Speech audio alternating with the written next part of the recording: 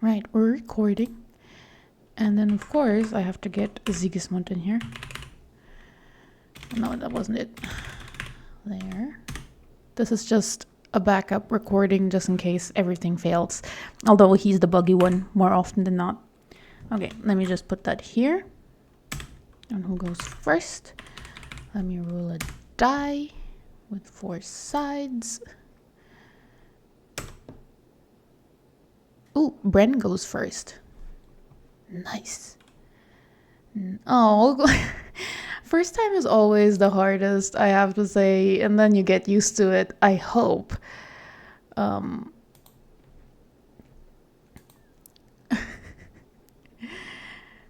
Wait, what was it? The drug in me was yours, I think? Yeah, I think that's it. Okay, cool. Right. We do entirely voluntary author interviews in this one. If you wanna, you can come on stage with me and talk, but if you don't, that's fine too. I have like a couple of questions that I inputted into Sigismund, and he can generate one. Well, he didn't generate it, I copied it in there, but he can give us one. So do you want to do an author interview, Bren?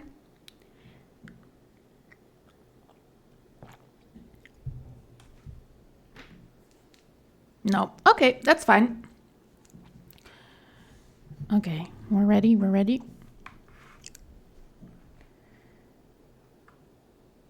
No, it's fine, really. A lot of people don't want to come on stage. That's why, I say there's no pressure. It can be a lot.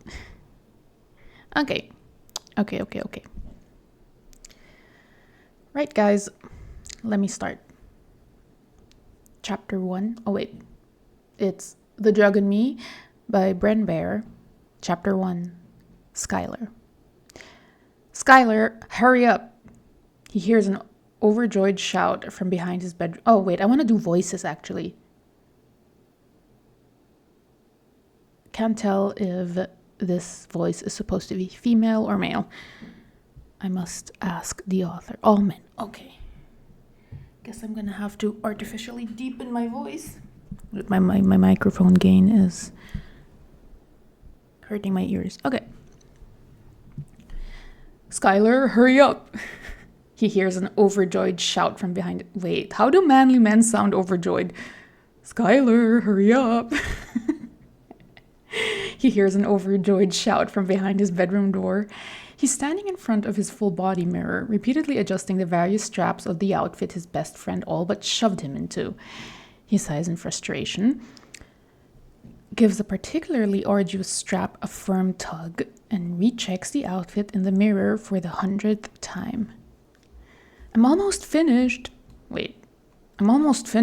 he calls back, untucking and retucking the satin black shirt into his dark jeans. He figures he's never going to get the outfit perfect, no matter how much it eats at him.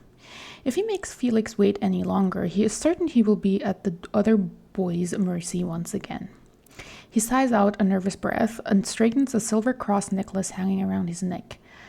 His black hair tumbles in layers to his shoulders. He fluffs the bangs that curtain his eyes, turns away from the taunting mirror, and dredges out of the safety of his room.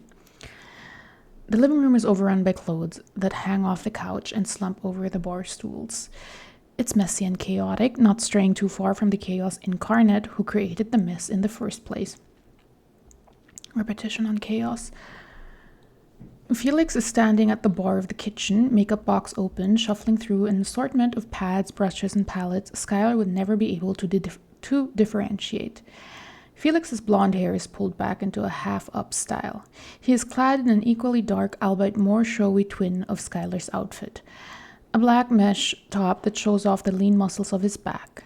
Tight leather pants hug his thighs, accenting his hard-earned muscles. He looks good, unsurprisingly, because Felix always looks good. Oh my god, hi Ezra. Oh my god, maybe Ezra can read. Wait, let me finish this one. About time, Sky. Wait, I have a feeling these are twinks. Am I reading the room?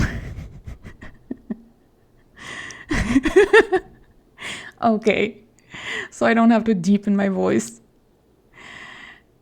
About time, Sky. No, that's too girly now. How do I do a twink voice? Wise Ezra. That's your twink voice?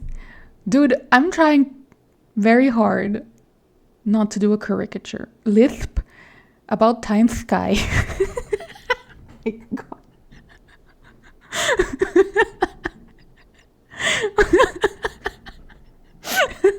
Hey, you freaking told me to lisp, okay? Oh my God, Ezra. I walked straight into that.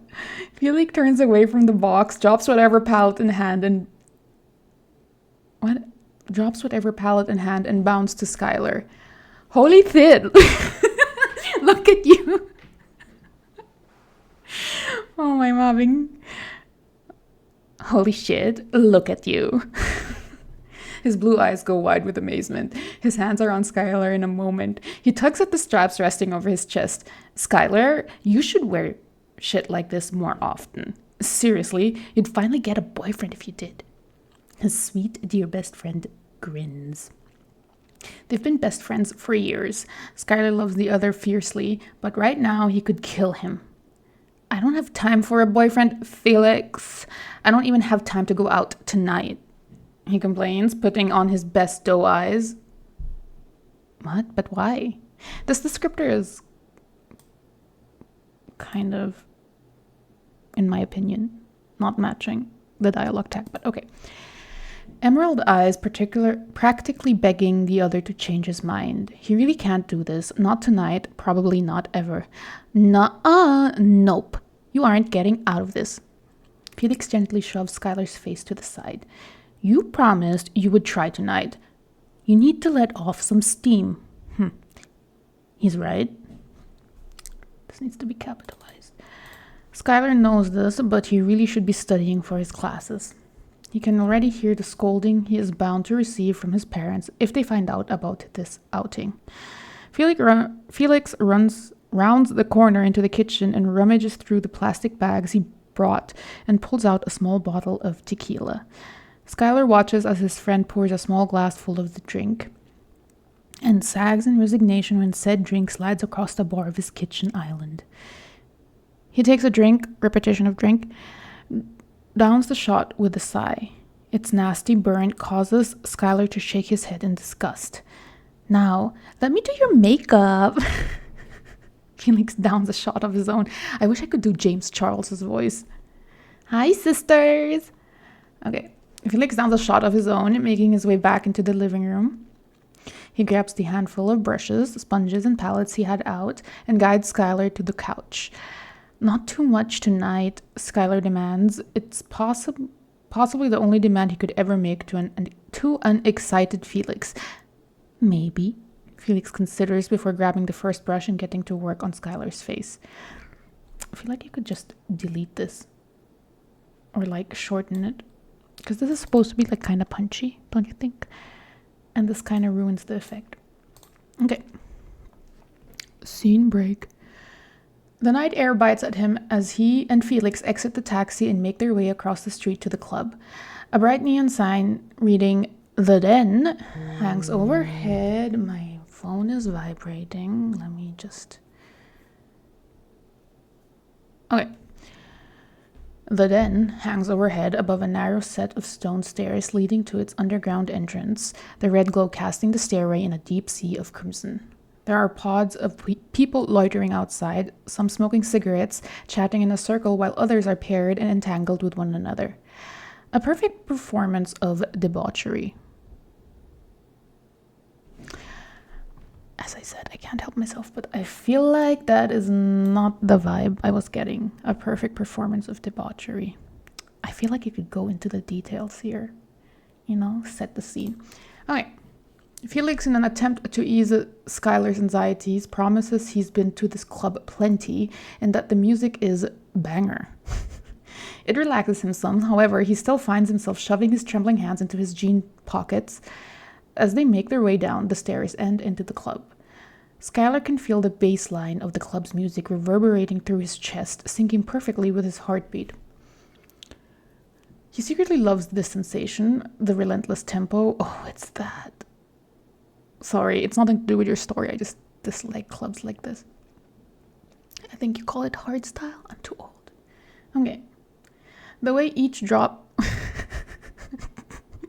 the way each drop and crescendo drowns out the chaos in his head.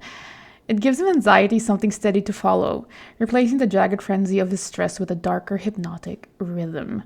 This is what he chases in his own music, why he plays his music too loud, why he writes and composes the way he does, to be able to create this feeling within... What is that? Oh. Within himself and within others. I'm so sorry, guys. That's so not true. I worked like 2 years in clubs, and time's a changin'. I am old. Anyway. He exhaled slowly, lungs filling with the acrid blend of tobacco, weed, and sweat laced with alcohol. Ugh. Yeah, this is a European club. For sure. The blend creates a stagnant fog that clings to the ceiling like a second skin. Sorry. I can smell it. Oh my god. Red LED strobe overhead, casting the space in a feverish glow, bodies swaying below them, all tuned to the same haunted frequency. It's a goth club. I've been to one of those. I was the odd one out, but it was fun. Yeah, that's the clubs in Europe. I don't know in America. I can only speak for Europe. Like in frigging Philippines, everybody smells good. You go to the club to like, strut and shit. Here it's just like, I can go in my pajamas, I guess. I won't even apply deodorant, and I will consume so much alcohol, I'll make an absolute fool of myself, and it's gonna be fun. At least that's what it sounds to me when my friends tell me we should go to the club. Anyway, to the same haunted frequency. He momentarily dreams about what it would look like to play for a crowd. Would they move like these people are, enthralled by his music? He shakes the thoughts away. It won't happen anyway. Felix leads them to a bar that sits to the side of the room with a front row view of the performance the crowd is putting on. The bartender is a burly and attractive man with dark hair cropped short on the sides. Ooh, you had me at burly. I like this bartender now. I hope he's cool. Okay. Longer strands fall across his forehead, casting shadows over eyes just as dark. He's dressed in a black latex shirt, internally, that is sheathed with mesh that hugs his chest and biceps just right. Okay. He looks at the two boys, eyes lingering with a cheeky smirk playing at his lips. Ooh, I can do the deep voice now, can I? What can I do for you? He drawls. 2 shots of tequila, Felix requests, resting his elbows on the bar, sports his brightest smile at the man. Skylar leans against the bar next to him, watching the crowd shift with every change in tempo. Felix was right. The music is perfect. Moody indie, dark techno, thrumming rock. A haunting blend that keeps his blood pumping. He feels the cold touch of the shot glass Felix presses into his arm, breaking him out of his stupor. He gives Felix a small smile, taking his drink. Felix watches him as they both down the shot, one of his perfect eyebrows arching. It's time to dance, Skylar. Felix gives him a single warning for grabbing Skylar by the elbow and dragging him to the dance floor. Just a side note, I think you use a lot of watches. Watch is a filter word. I understand this is a first draft, but watch out for those. Maybe it's the alcohol in his system, or maybe it's the way Felix pulls him to and from, swaying them to the music, but Skylar finally feels free. Body floating, soul drifting between the lights and the smoke. He feels high, happy, and weightless as they move. He giggles as he watches his best friend move in a blur of lights, laughter, and joy, perfectly in his element. Felix is a dancer, after all, and it shows with the way his body flexes and flows effortlessly with the waves of rhythm. Felix leans in close, hot breath ghosting over his ear as he tries to shout above the music. We need more alcohol. Yeah, Skylar pants, sweat trailing down his neck. It glues his dark ebony hair to his skin. Oh, I'm so sorry, ebony is like a heavy word. Very heavy. I'll go get us more. It triggers like certain neural patterns when I read it.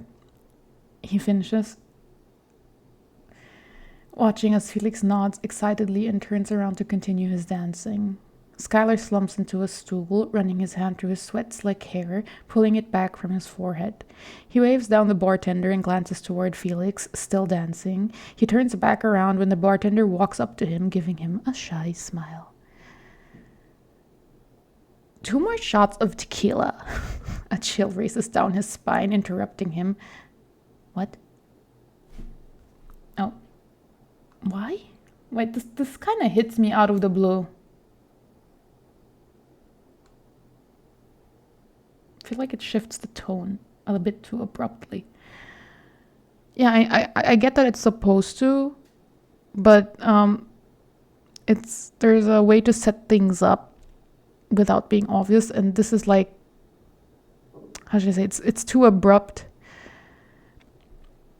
But no feedback really. I don't like, not no feedback, but I'm gonna keep that. I'm just putting like reader feedback here, not like solutions. Please, he finishes. He turns, eyes following a pole, trailing to the end of the bar and finding himself locking eyes with a man. Repetition of eyes. The man is leaning against the bar, casual, motionless, and confident. He's clad in a black and red t-shirt tucked neatly into a pair of black pants that hug his thighs with perfect precision. Time seems to still as Skylar drinks the man in, sweeping his eyes back up the man's face. So repetition of man, repetition of eyes. And also, I'm getting an impression this is supposed to be like kind of a meet cute, and you've got to set that up. Like, I don't mean be obvious about it, but you know, you have to give the reader somewhat of a hint. Otherwise, it feels kind of random, in my opinion. Okay. He's smirking at Skylar. It's dangerous. He can feel the way his heart starts to pound, stuttering off rhythm with the beating music. The man's dark hair frames his face, tickling his cheekbones, dousing the man in a predatory mystery. Again, repetition of man. Ooh. Okay. Be right back. Juan has requested my presence. 2 seconds.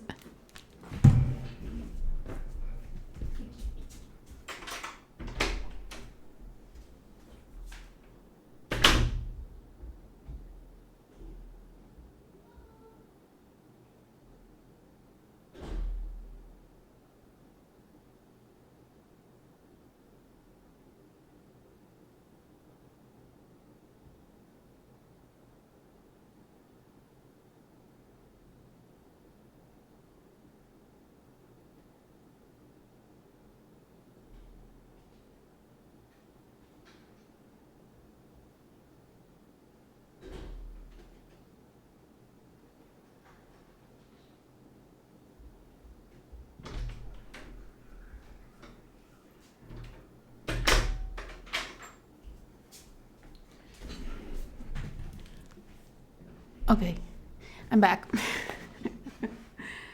I'm back. Okay.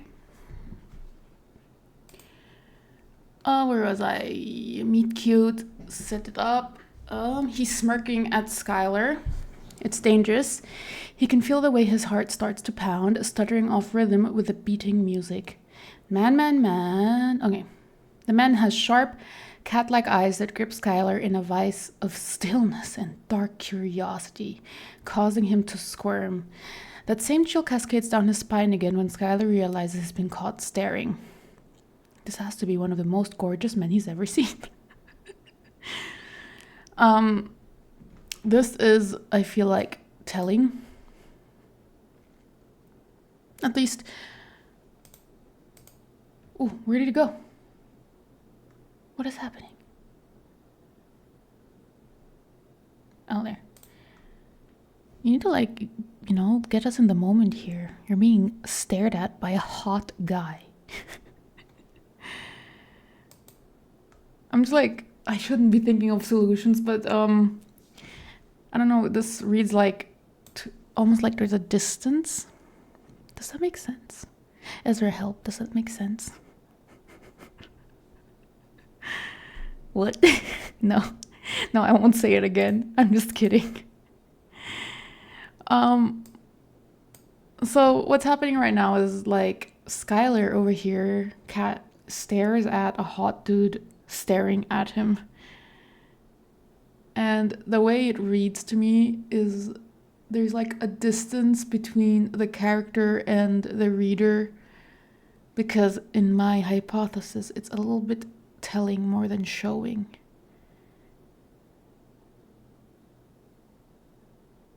That's all.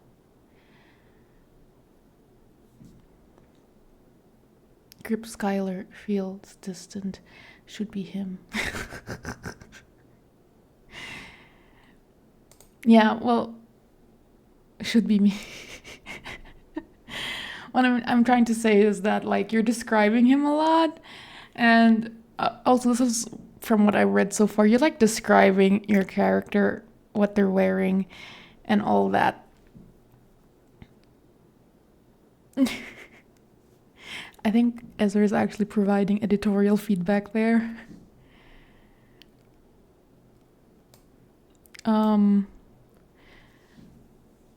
As much as it pains me, more pronouns. Aww. We're forcing Ezra to do something. This live reading is already worth it.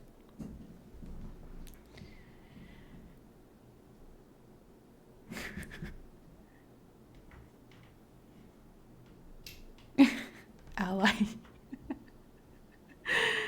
Right. I guess my feedback is like, let us be more in the moment. And with the description, I would tone it down, my personal opinion, because you cannot implant an image into the reader's head anyway of how things should look like. And if they don't like what you're describing, they're just going to imagine something else. So I would tone that down and focus on the vibes, I guess. In my personal opinion. Oh my god. Ezra has gotten his revenge. I'm moving on now.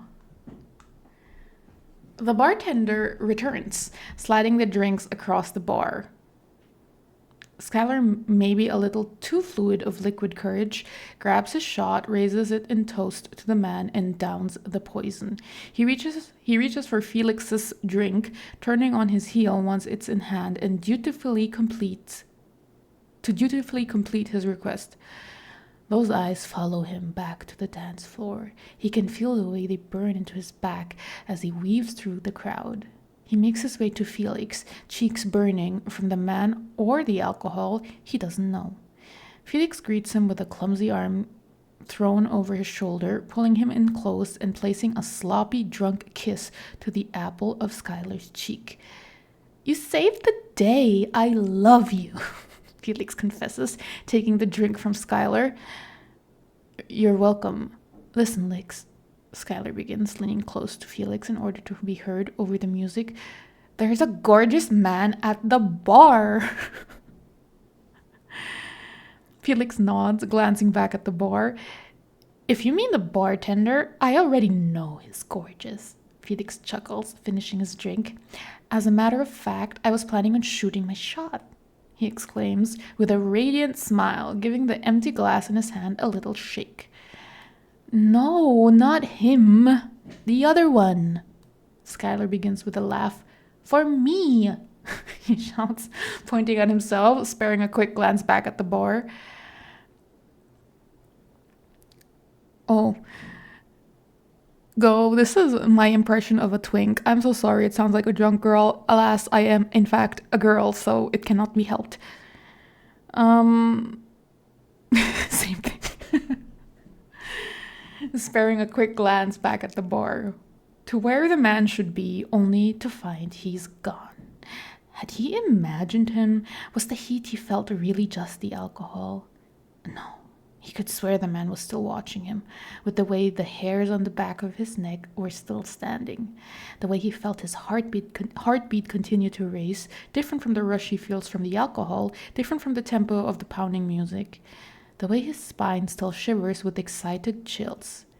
He knows instinctively he is still being observed, watched, stalked. Dun, dun, dun. So he begins to search. What?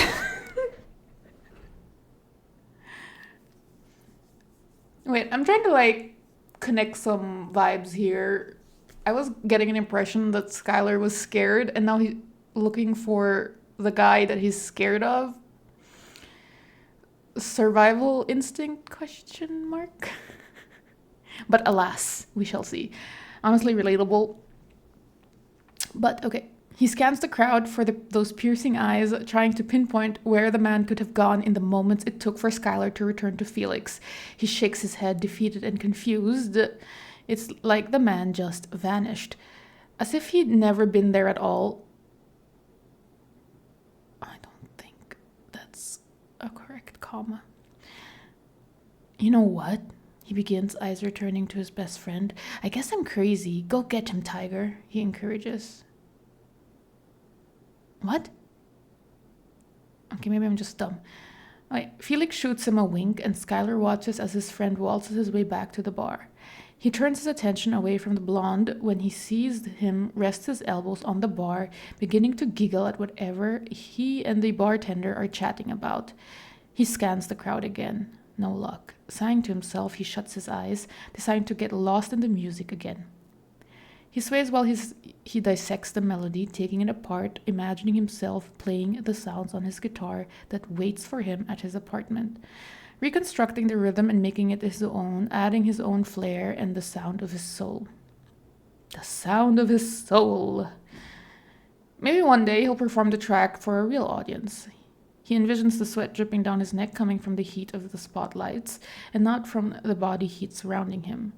A dream he knows he can't have, not with the pressure his parents put on him, not with his anxiety choking him silent under too much attention. Still, it doesn't stop him from playing until his fingers bleed, doesn't stop him from losing sleep while composing music into the night. Quick feedback about this. You are shifting the focus of the scene somewhere completely different, and if that breaks tension, I hope you're aware. If you're like me, go off topic. Honestly, I would focus more on this mysterious man more than anything else. You can do the backstory thing always in later chapters. You want your opening chapter to be a bit hooky, I guess. That is the official term, hook-y. Okay, he startles at a sudden touch. Oh, there we are, he's back.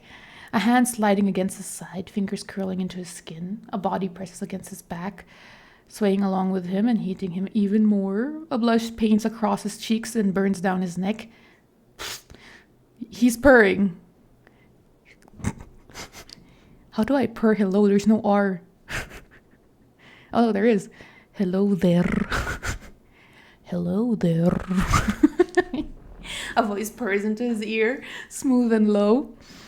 Warm breath tickles his ear, unleashing goosebumps along his neck and arms. His heart stutters in his chest, hoping to see those sharp, dangerous eyes again. Hey, the word catches in his throat. Wait, hey. How does that word catch in your throat? Question mark. But the eyes that meet his own aren't quite right. They're softer, not as dark as they should be. Possibly a green or blue, but Skylar has a hard time making out their color with the red tinge the club provides. They lack the heat, the exciting danger lurking behind them that Skylar was hoping for. They don't hunt, only sweetly flirt. Damn, this Skylar already knows this guy. He is red.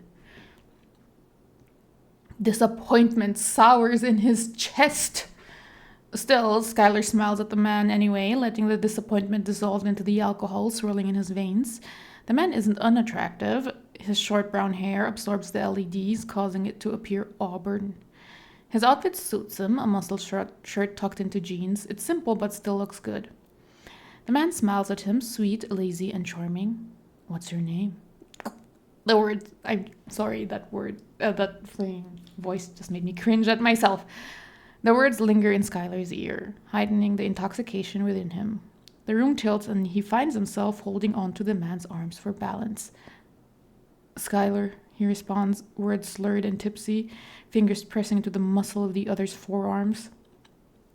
Skylar, the man repeats, voice melodic and thick like molasses, hypnotizing and addictive. What? Skylar is super quickly...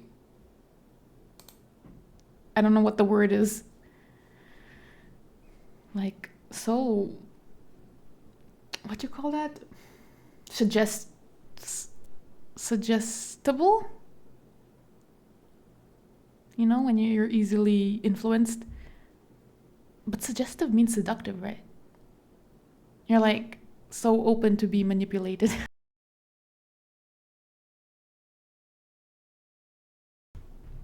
Oh, we're back.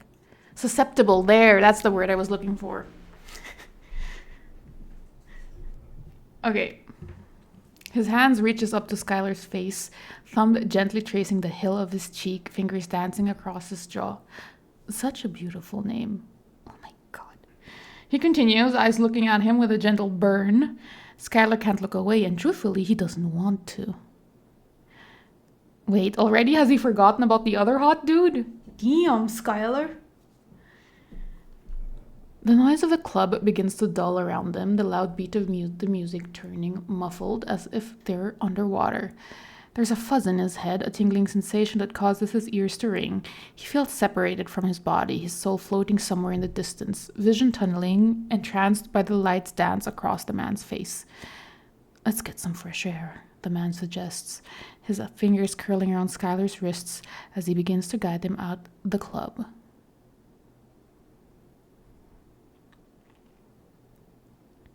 The burn is passion, Ezra, obviously.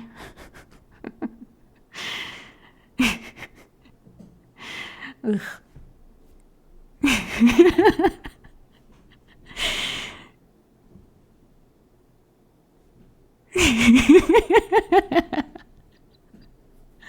Okay. Begins to guide them out of the club. It's then he realizes just how intoxicated he is. His head is pounding painfully in tempo with the music. The smoke-laced air is causing an uncomfortable pressure on his chest. He feels suffocated, his anxiety beginning to bite into his stomach, nauseating. Fresh air could do him some good. It would be just for... Wait, where was I? Oh. Just for a moment, the man continues, his voice cutting through the fog in his head. It would be only for a moment. He wouldn't be leaving Felix at the club by himself. Plus, Felix would understand, knowing that his anxiety can be tormenting on the best of days. At the very least, he should inform him of his leave. As he turns towards where Felix should be, he loses his footing, tripping over nothing. The room spins and the nausea intensifies. The man catches him, perfectly timed before he falls face first onto the nasty floor of the club. Wait, so does he get caught or does he face plant? Oh, sorry, I just deleted that word. Before he falls face first into the nasty floor of the club. He holds on to the arms that circle his waist, feeling secured by them as he begins to guide Skylar out of the club. He lets him, needing to go outside now. He can explain to Felix later after he has sobered up. Famous last words. Skylar is dead. That's my prediction. That was chapter 1. Guys.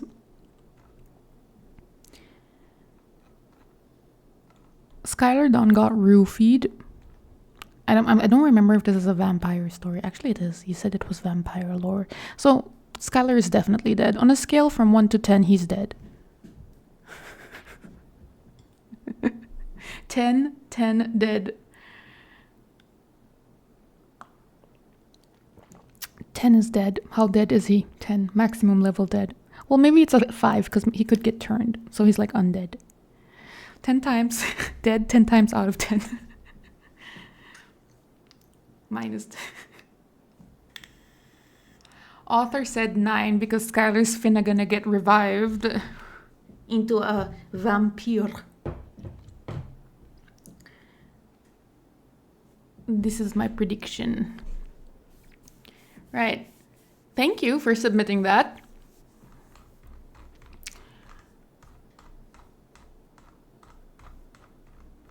I think I already provided feedback throughout. I think I can do a more structural thing. I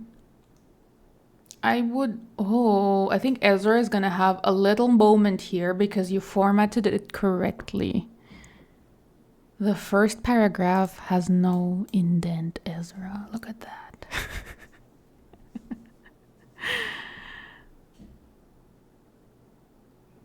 No, but that's correct. The first paragraph shouldn't. And then the remainders are. Instead of left justified like Wattpad. Oh, goodness. When you start a new section, you don't indent. Oh my god. Wait, I just freaking blew my own eardrums out, but oh my god. They did it too. Yep. Brenn is a pro. Big pro energy.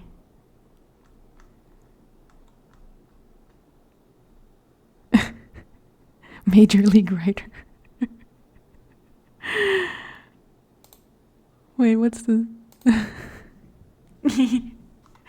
but like on the structural basis, I'm not sure I'm going to be very, very strict here, but I always am. Keep in mind, I'm only one reader, but like, I'm not sure you need this entire intro of like describing what their outfit is and that they have like this makeup and they're doing pre-drinking, because it like adds nothing to the vibe. I would like open this in the club itself, maybe just a little bit outside, so you have like a tighter timeline for your first chapter. You can introduce the same vibe there. If you must, you can describe the outfits. Personally, I would only describe the outfits so it sets the scene that they're going into a goth club, I guess. You can describe the music, or at least the bass. You can hear it outside when somebody opens the door. That's a lovely detail, I feel like. And you can describe that Skylar is not really in the moment. He's thinking about like all his classes. But Felix is all like, oh my god, I can see it in your face that you're thinking about your classes. Can you just have fun for 2 seconds? Come on. And then they enter the club. They have a little dancey moment. I'm not sure when you should introduce the staring. Honestly, it's kind of, if that's the main pairing, I'm kind of concerned that it's too weak to... I will. Ezra, I will put you on the list. I have time today. I wouldn't put I would say have the stare a bit earlier, maybe as they enter the club, and it's a moment where Skylar's like, weird, but anyway, you have to I guess work 2 action lines here, where you have to give Skylar and Felix a goal when they enter the club. Give them a goal. Get some drinks, get some free drinks, I don't fucking know. Give them a goal, and then the second action is this guy is staring at me. So they enter the club, Skylar notices, oh, I'm being stared at, and then Felix is all like, come on, let's do the thing that we wanted to do. And then forget about that. Reader's already going to pick up the hint that, this is the guy. And then as they work towards this goal, you introduce the actual point of the scene, which is the meet cute and this kidnapping into Skylar's death. That's my very overarching scene level feedback. Because you want there to be tension in this. In every scene, actually. Okay. Wow, we do have a lot of people in here. Hello, everybody. Welcome.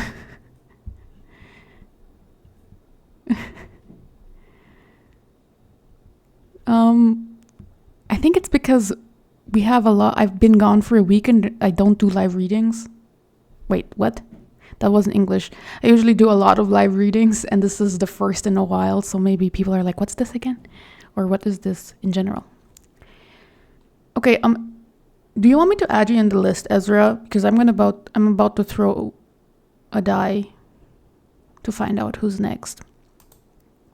Unless anybody here needs to go early.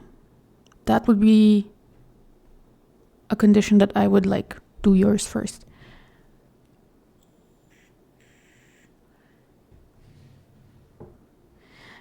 Ezra, behave. Don't you have Bluetooth headphones? Oh, come on.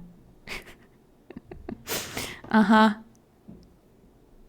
Wait, you don't have food at home? Is this a joke or is this serious? Not gonna lie. You should eat us. Ezra, commit cannibalism right this moment, please.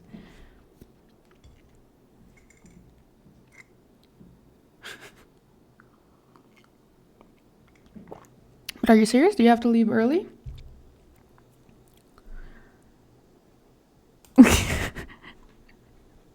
Well, I don't take responsibility for your clumsiness. And don't fry anything, just eat toast or something like us normal people. I don't have to. Okay, fine, Ezra. Should I read yours first? Or should I roll the die?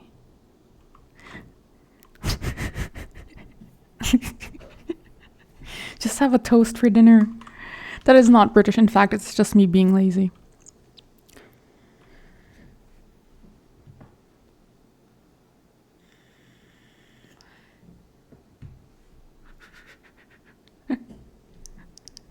Are you fucking kidding me? Okay, guys, I feel like I need to explain this now. Ezra's frigging saying shit. That was the present my boyfriend gave me for my 30th birthday last year. Okay, that's why I went to an F1 Grand Prix. It was an occasion. With with Juan, yeah. Juan is a car guy. So it would only have been half as entertaining without him.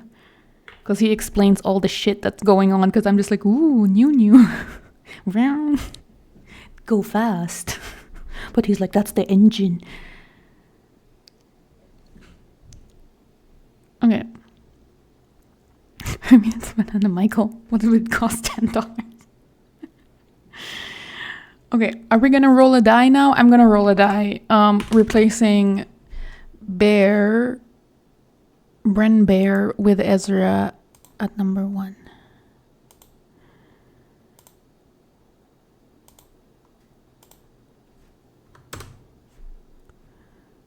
You rolled 3.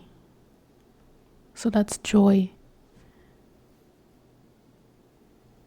No, I said I roll a die. I rolled a die the first time too.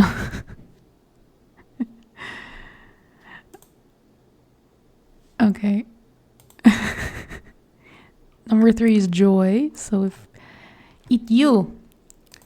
So I'm gonna read yours next. Let me just check on the recording that it's not doing weird things. It isn't. Cool.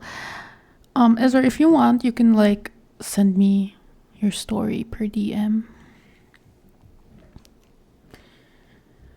Right. Yes, it is the Arcane fic. Okay, let's go. So this is an Untitled Arcane fic by Joyboy. This is part 3. There's still no sunlight when Savika wakes. She hadn't expected any, but in the first moments after her eyes open, she almost wishes she lived topside. Vice curled up into her side, dozing quietly with the occasional hum, and Savika can't help but wonder how she would look in the sunlight. They're right next to the window. If they weren't underground, the light would stream in through the glass, casting an orange glow across Vi. It would be a nice bit of extra warmth to stretch out in, at least. A collection of charms and jewels hang in one of the corners, strung together in a clumsy but intentional design. Isha had left it on her bed the last time she came over. She tried to give it back, worried the girl had forgotten it, but Jinx waved her off. It was a gift, apparently, meant to hang in her window. Add some wait. It's Jinx. Add some color to that, 'cause you live in, you know.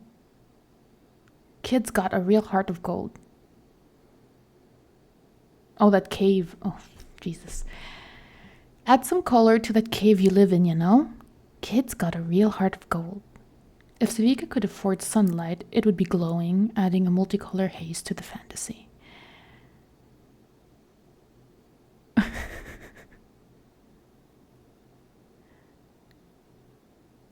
Why can't Ezra listen to this? Anyway, I'm reading. She closes her eyes, pulling Vi closer to her chest. It's right there in her mind, the sight of Vi in the light. Oh, I see. She could swear it's real. Okay. Right in front of her, breathing softly into the crook of her neck. You can mute me, I guess? I don't know how to do this, Ezra.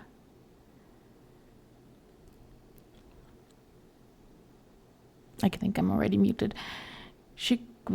If she just opens her eyes, she'll see it right there. Maybe Vibe will wake up, yawn and stretch, smile at Civica like she's a good thing to wake up to. Close her eyes and doze off again like Civica's never hurt her. Civica! A hellish voice sings out from the other side of Civica's front door, accompanied by the frantic sound of someone knocking rapidly with both hands. You alive in there? Vi takes an extra second to wake up when Civica jolts to life, looking around in confusion as Civica falls out of bed. Her eyes go wide when she recognizes the voice. Oh, fuck. The doorknob rattles, fastened with a lock that's been broken and repaired too many times. Civica grits her teeth. Jinx, do not fucking come in. Aw, come on. I have your arm, and I have someone who wants to see you. Civica hears muffled giggles from the other side of the door, excited feet tapping on the ground. Even worse. Vi scrambles out of the bed after Civica, grabbing her clothes from the foot of the bed and glancing around the room. She looks at the door, the barred window, anything that could be an escape, before looking back at Civica with wide eyes. Fuck, what do I... Bathroom, go, lock the door, light off. Civica waves her arm to the door, scanning the room for any other signs of Vi's presence. No clothing lying around. The dishes are washed, nothing that could give them away immediately. She pulls her sheets and comforter into place, quickly making the bed as Vi hides away. Her heart is thudding in her ears, threatening to overwhelm her until she takes a quick breath. The door of the bathroom locks as Civica pulls the front door open. What do you want, Jinx? Jinx gives a half-hearted gasp, holding the repaired prosthetic against her chest. Her free hand is holding Isha's, their painted nails matching. Aw, that's no way to greet your favorite nuisance. Come on, I come bearing gifts here. You think you're my favorite nuisance? Jinx scoffs and rolls her eyes, shifting the weight of the arm higher onto her shoulder.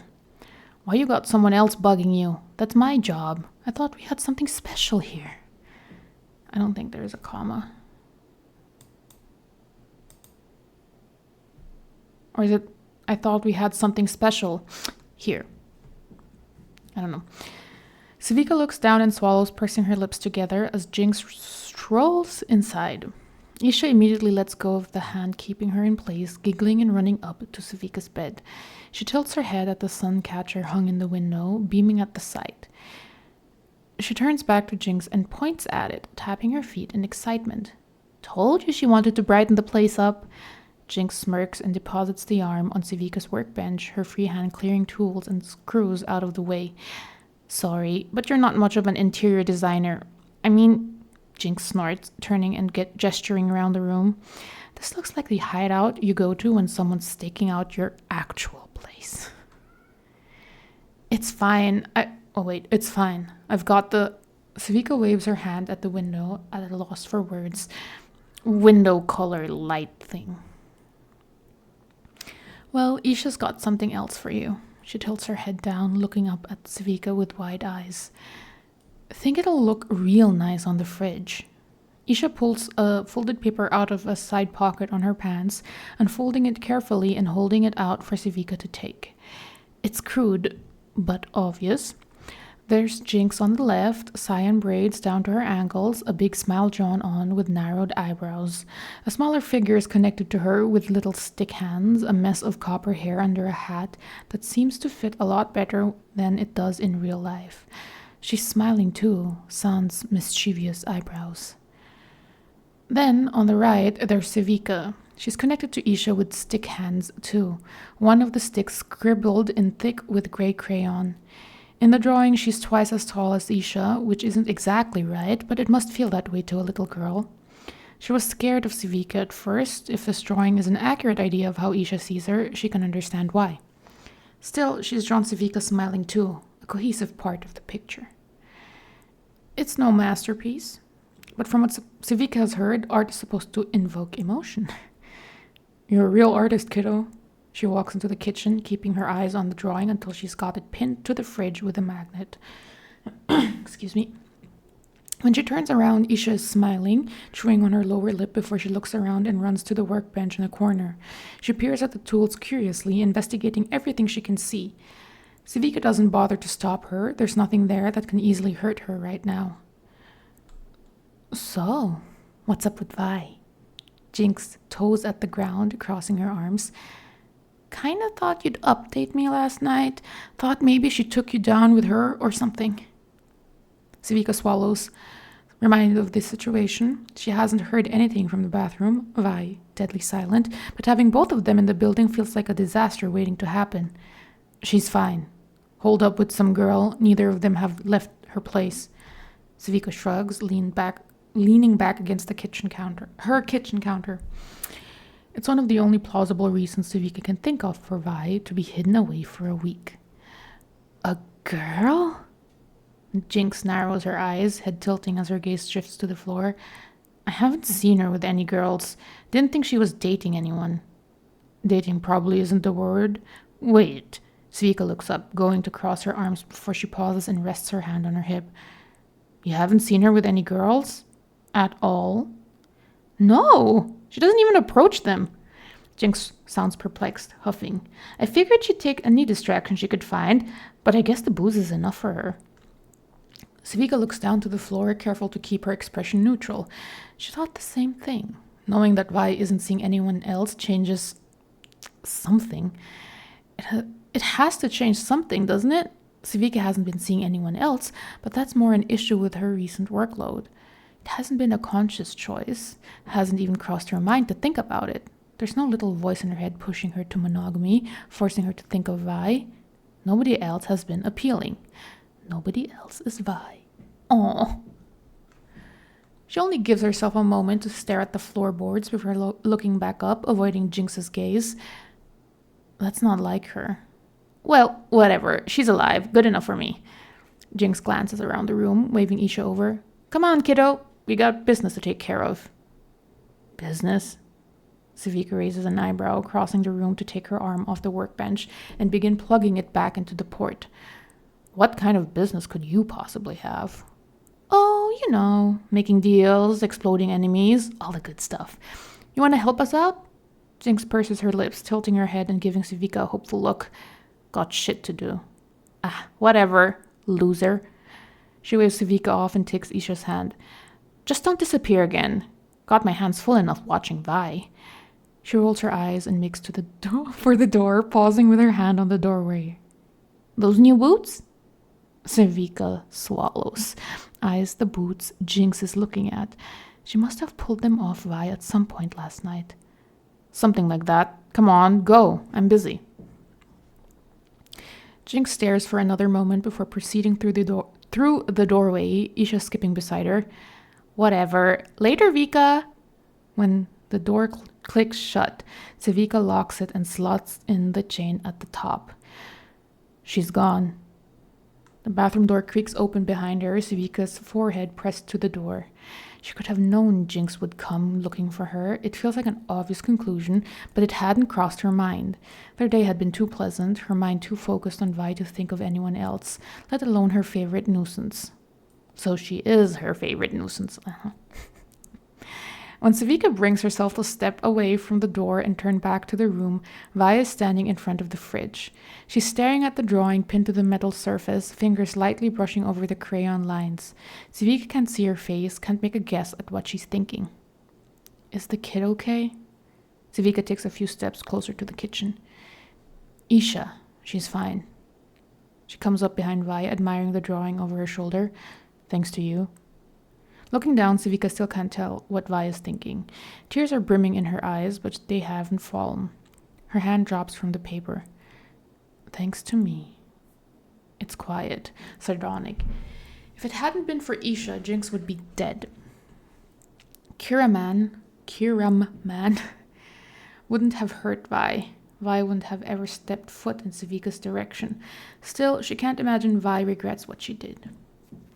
Vi presses her lips together, leaning her head back onto Civica's shoulder. Her eyes fall shut. Don't go back. What? Vi looks back, lifting her head and giving Civica an incredulous look. I don't want you living in that shithole anymore, and I don't want you dying there either. She loosens her hold as Vi turns around, resting a hand on Civica's shoulder. Just stay here. You want me to move in? I want you sleeping in a real bed. She shifts eyes drifting to the side. And I like having a bed warmer. What about my sister? Savika huffs. She's gonna find out eventually either way, with the way she's watching you. You gotta let Jinx ruin another good thing for you? You're gonna let Jinx ruin another good thing for you? This is a good thing. Shut up. Just stay. Vi doesn't say anything for a moment. She stares up at Savika with searching eyes, lips pressed together, like she's trying to read Savika's mind. It wouldn't surprise her if Vi turned the offer down. Vi's too stubborn to even admit she needs help, let alone admit she wants it. Shit, she's probably shared more about her emotions in the last hour than she has in years. Now, it's Savika's job to make sure she doesn't immediately regret it. Fine. Ooh, they're gonna be roommates. Oof.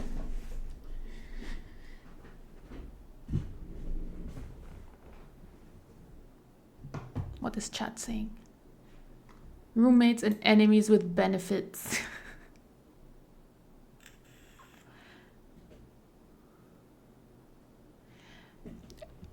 They don't read like enemies to me, to be honest.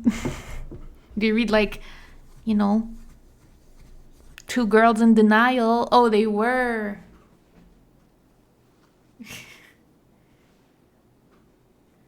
Oh, okay. I'm so sorry. I lost the plot for there for a moment. Wait, actually, did I tag listeners? It's too late now. It's been an hour. Cool. I hope Ezra has eaten. Because what if I'm gonna do a muffin and then I'm gonna do Ezra? Do I tell Ezra to unmute himself? Let me tell Ezra that.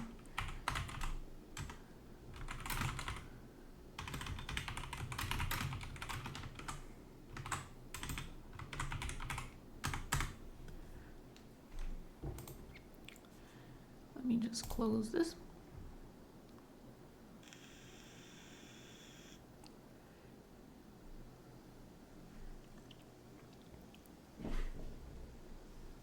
I actually have no feedback for you, Joy. I have no complaints. Probably because I've read the first 2 parts. So I can see the progression of the plot. I'm not sure if Ezra is cooking and can't reply right now, so I'm gonna do muffins first. I'm assuming he has the time.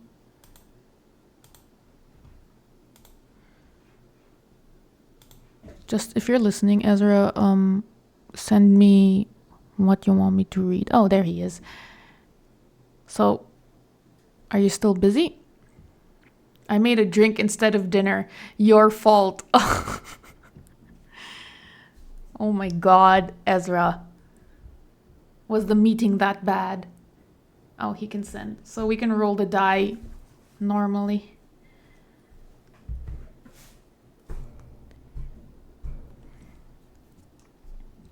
Oh no, you can flip a coin because it's only 2.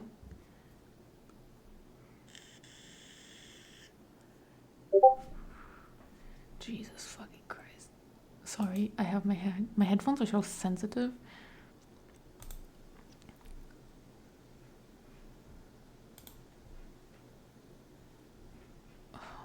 Why is it a dock?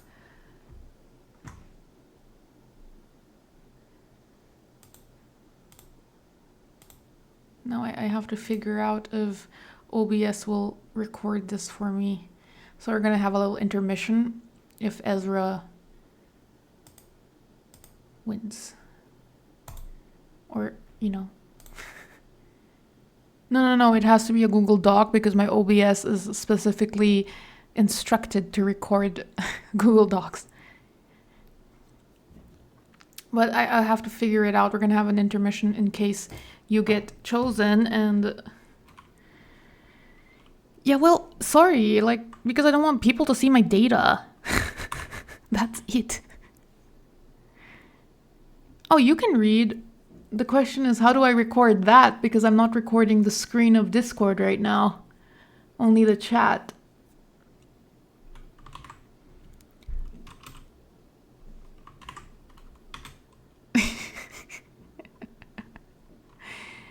Technology. It only works if you share a Google Doc, then everything is set up.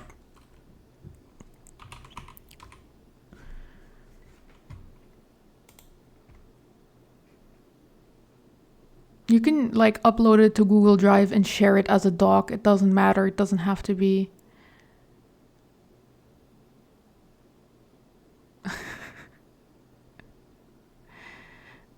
It doesn't have to be an actual Google Doc. It just has to be docs.google.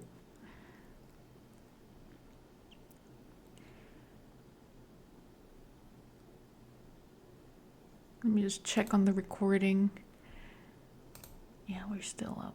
Anyway, I'm gonna flip a coin. Heads is Ezra, tails is Muffin. Oh, Ezra won. Muffin, you're gonna be the last. The final one. To close this live reading. Why are you going to cry?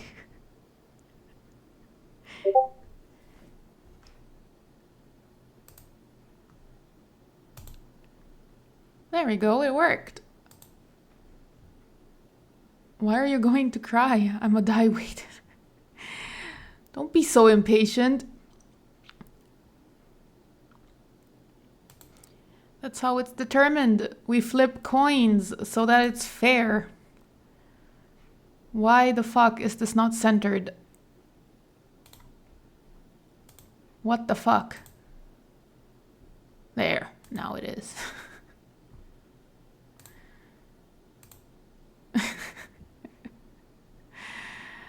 Okay, we've got the sci-fi thing going on. I'm not reading this entire thing. How many words is this?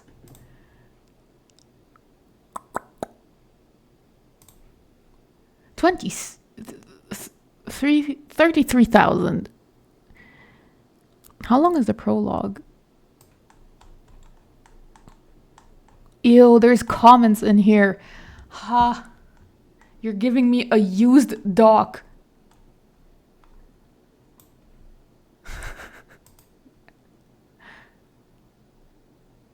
Oh. Oh, sorry. It must be your formatting.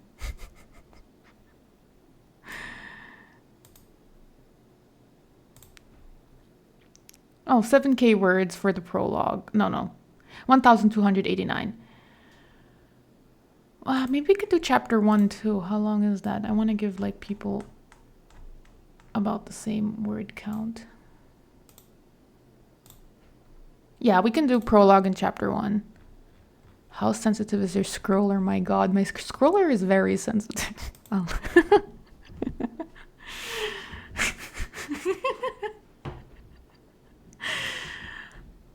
Okay, guys. Oh, Muffin, do you want Ezra to read? Or wait, Ezra, do you want to read today? You do voices better than I do. You could read, right? You can read Muffins later. What do you think? Okay, cool. You okay with that? You'll allow it. Okay. I'm so sorry, Your Royal Highness. Thank you for your generosity. I did call you King Ezra, though, so that's my own fault. Let me preface this slightly. Okay. Do you want to come on stage? To preface this? Okay.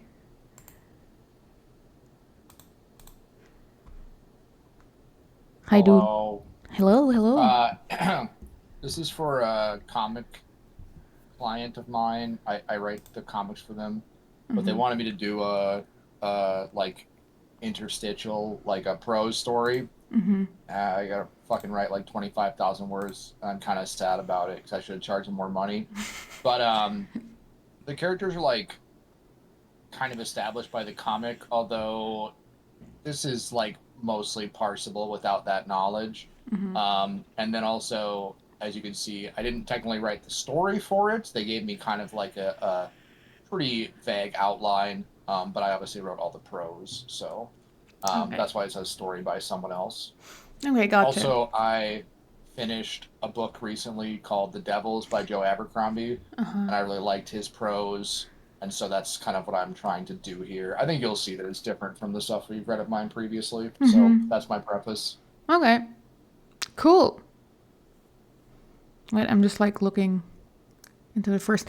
I will read this out loud. I won't read it in silence. But this is Ezra's prose. Is it funny? Funny. Yeah, it's pretty funny. There's some good turns of phrase. Okay. Okay, cool.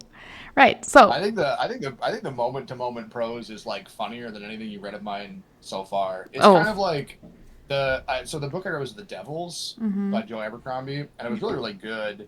I really liked the prose in it. Like it kind of reminded me that it's actually okay to just like have fun with prose. Mm-hmm. So that's kind of what I was trying to do in this. So Okay.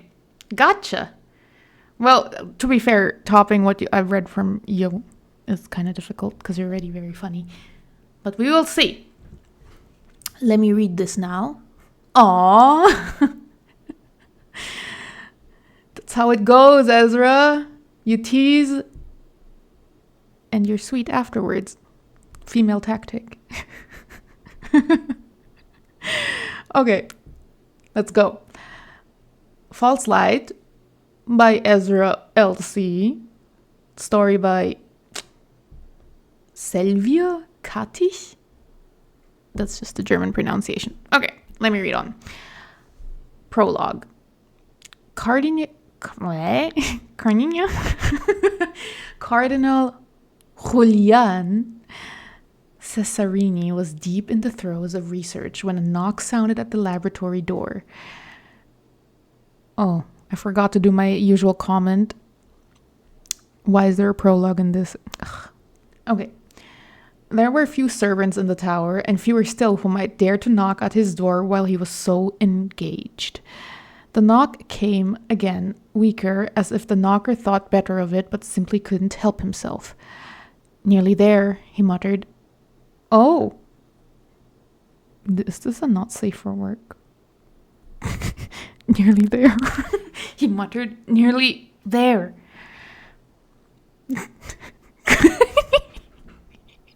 He got his fingers around the thick, slippery vein. Ezra, come on! Oh, he could almost swear the thing writhed like a snake and snipped it with the scissors in his other hand before pulling both from the body cavity, along with the fresh kidney. Oh, he's dead. Oh my god, I'm so sorry. He wiped his gore-slicked hands on a fresh white linen and swept to the door, opening it to find one of the servants, head bowed at such an angle his back had taken up the rest of the burden, leaving the man nearly folded in half. What is it? Oh wait, what is it? Cesarini demanded.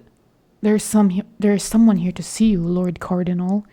To see me?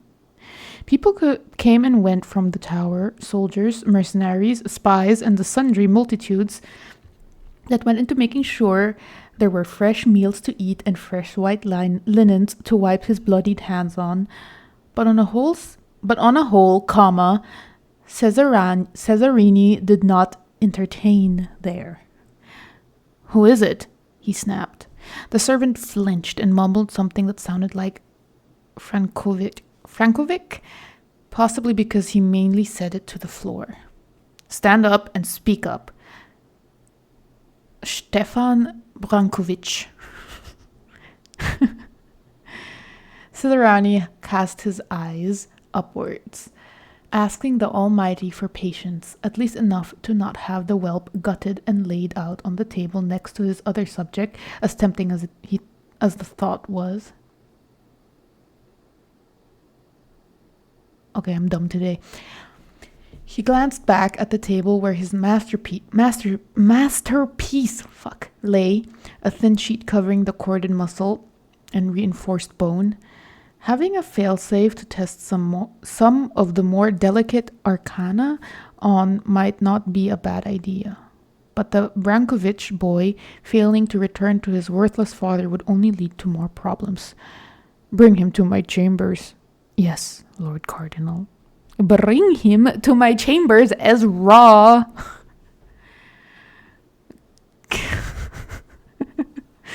The Cesarini examined his nails, each a little crescent of dark blood.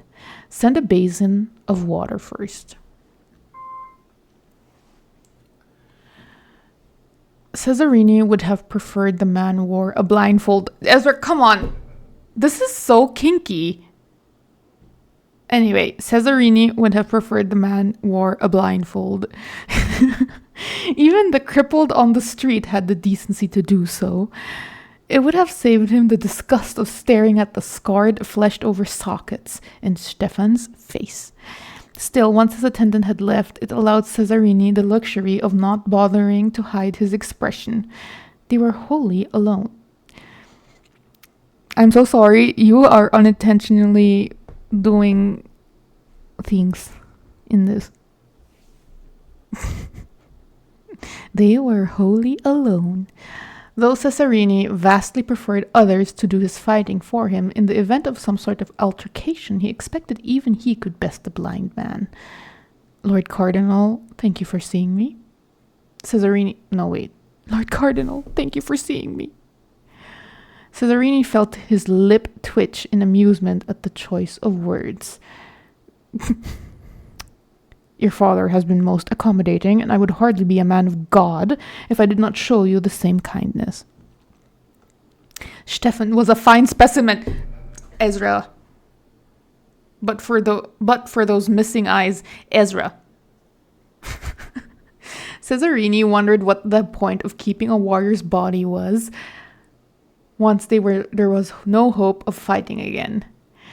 He would make an excellent test subject. Oh, I bet he would.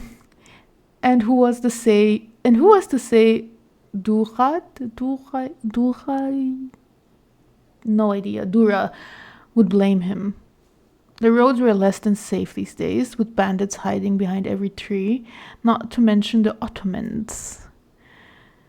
Cesarini dipped a quill in the inkwell on his desk and absently started sketching the man.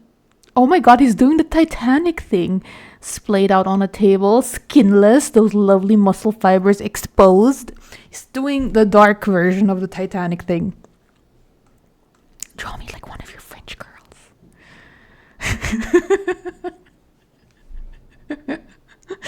Stefan had been talking. Me here to get to the bottom of it, and I can't. I'm to ask you to leave the tower. The scratching of the quill paused, and Cesarini looked up from his half-finished sketch. The bottom of what exactly? Stefan frowned. Please do not insult me and my father by claiming ignorance. This tower may be a good distance from insert what? But rumors travel at speed. Insert what into the bottom? Insert something into the bottom of this. Missing children, strange things sighted in the forest.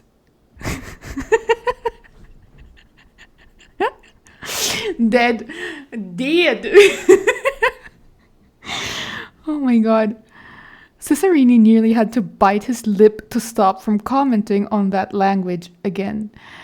My father cares not if you choose to throw yourself into the dark arts, but he cannot allow you to do it here in his lands when it is affecting his people. What sort of ruler would he be? What sort indeed? The sort who cowered in Hungary, espousing what a great leader he was, while the heathen horde blinded his sons with hot pokers. Then he dared send one of the brats to hamper the very man working on something that might push them back. Cesarini swallowed the words and forced a smile onto his lips, even if it was only for himself. I respect your father's position. He did not. And I respect you further for telling it to me plain. He absolutely did not. Okay, it's a first draft. I'm so sorry, Ezra. Should I be nicer to you? I know you like it. Anyway.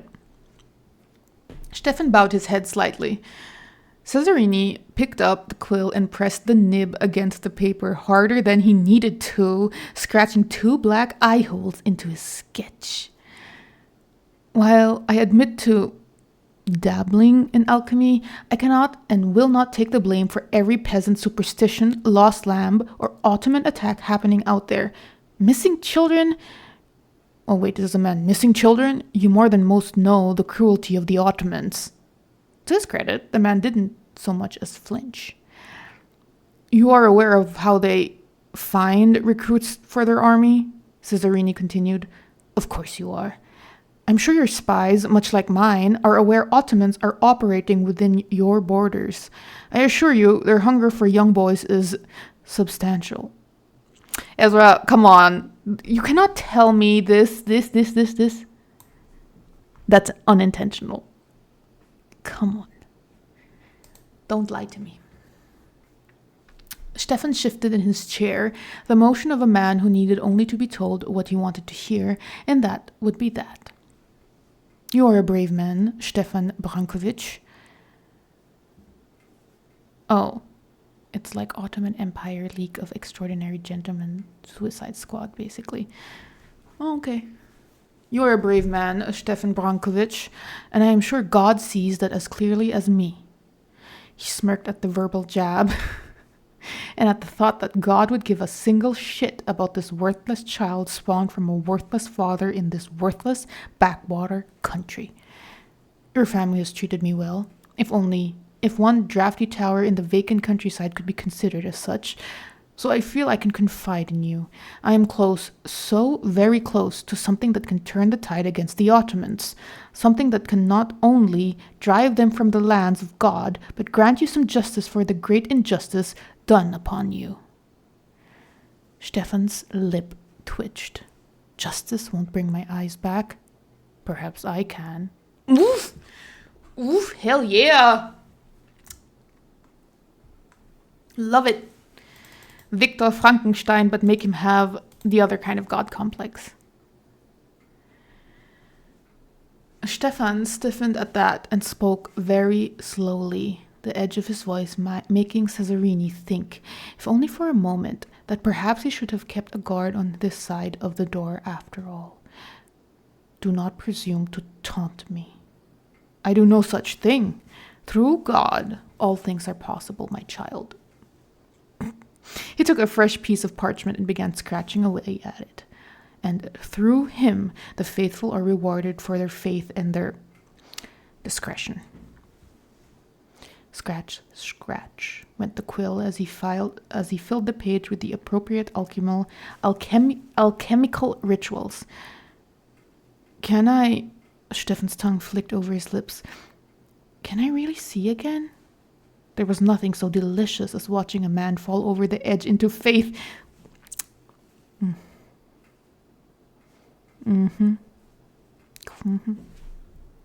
Very delicious. Yum, yum, yum. Blind faith, you could say. Cesarini had to stifle a chuckle. I have faith you will. You will need to follow these rituals to the letter. Do you understand? Yes, Stefan breathed. Good. Here. He extended the scroll, rolling his eyes at Stefan as Stefan groped for it, then keeping a firm grip as the man tugged at it. Can I expect you will explain the situation with the Ottomans to your father for me? Oh, didn't do the voice. Anyway. Yes, of course. It's as you said. There is no depravity the heathens won't sink to. Offered this man the eyes. I love it. I love this line in particular. Might be an odd choice, but it is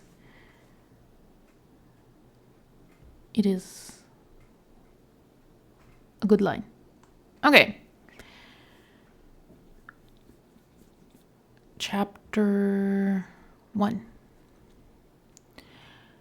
You kind of have to arrive here early, Lupus, because I tend to collect the stories in the beginning.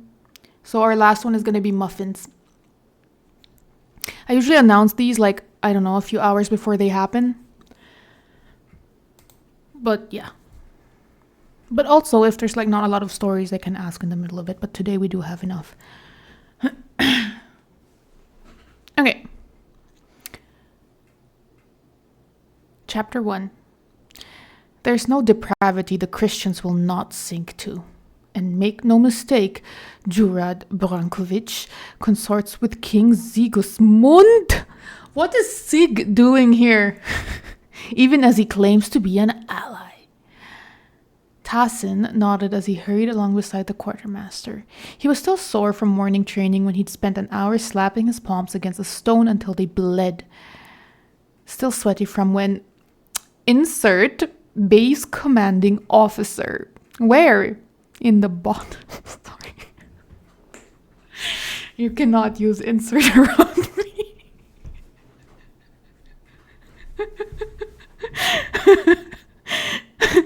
Had decided to loom behind him as he fired his arquebus at the range, and still hungry from breakfast when he'd been unable to choke down more than a few bites due to his nerves. He had foolishly expected more of a respite after the Battle of Varna. Or is that the German pronunciation, Fauna? And had instead been immediately given a new, dangerous mission, and all simply because he'd been in the wrong place at the wrong time. Never stand out, that was his motto, though he felt giving voice to said motto would make him stand out, so he mostly kept it to himself. I heard you distinguished yourself on the battlefield, the man was saying. Heard you cut King Vladislav? No, Vladislav. Do I do this in European or in American? Heard you cut King Vladislav's head off and stuck it on a pike. Okay, gotcha. Something like that, Tassin mumbled. It was partially true, though at the time King Vladislav had been pinned under a horse, and he'd been dead, and his head had mostly already been lopped off already by Koya. There you are. The giant, the very one who'd done the lopping, sat cross-legged, hands resting on his knees, the featureless metal mask he always wore giving less than nothing away. His massive axe, the very one which had done the lopping, lay on the blanket next to him, blade gleaming in the early afternoon sun. The massive axe. Let me check. Yeah, this entire time I'm too zoomed in, so I have to zoom out now. Just give me a moment.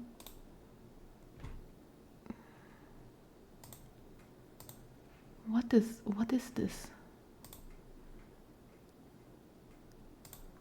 There we go.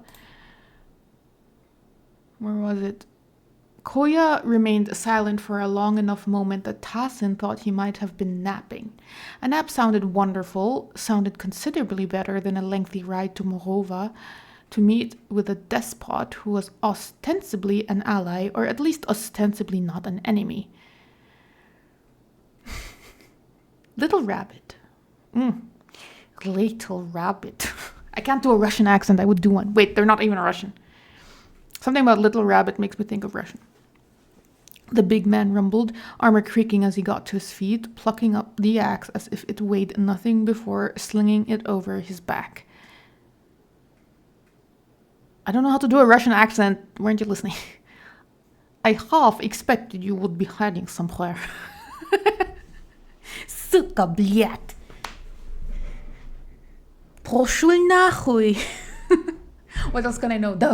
Давай. You forget, I used to date a Russian.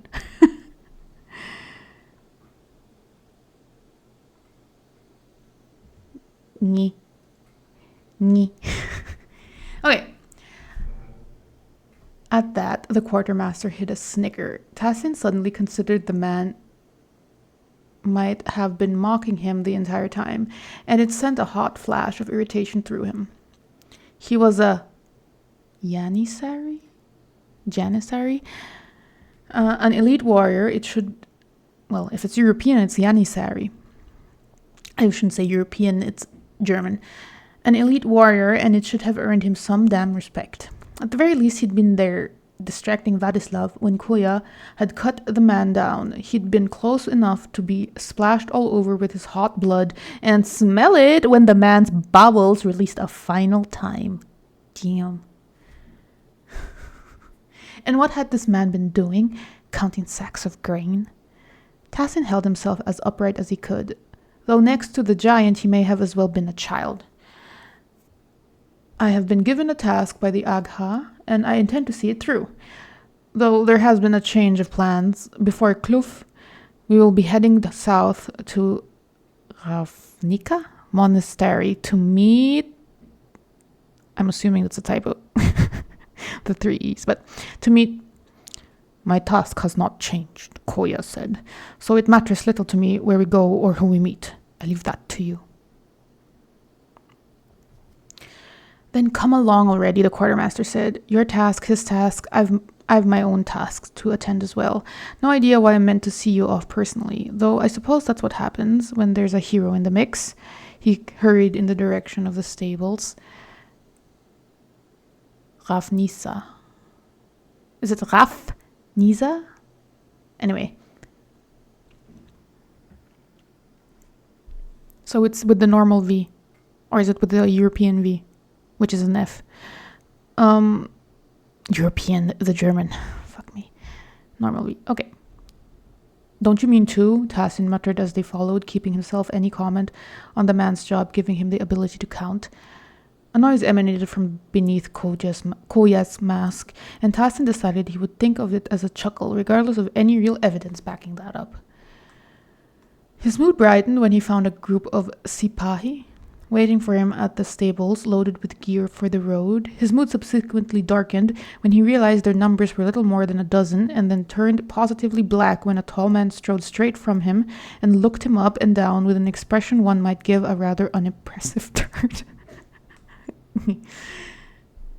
You two are where we've been waiting, where you two are who we've been waiting on? I should have your feet whipped. What? I'm dumb today. I should have your feet whipped. His voice matched his face, which was to say it was imperious, harsh, and altogether certain it was the best voice to ever grace a stables. Oh, I'm gonna do a Prince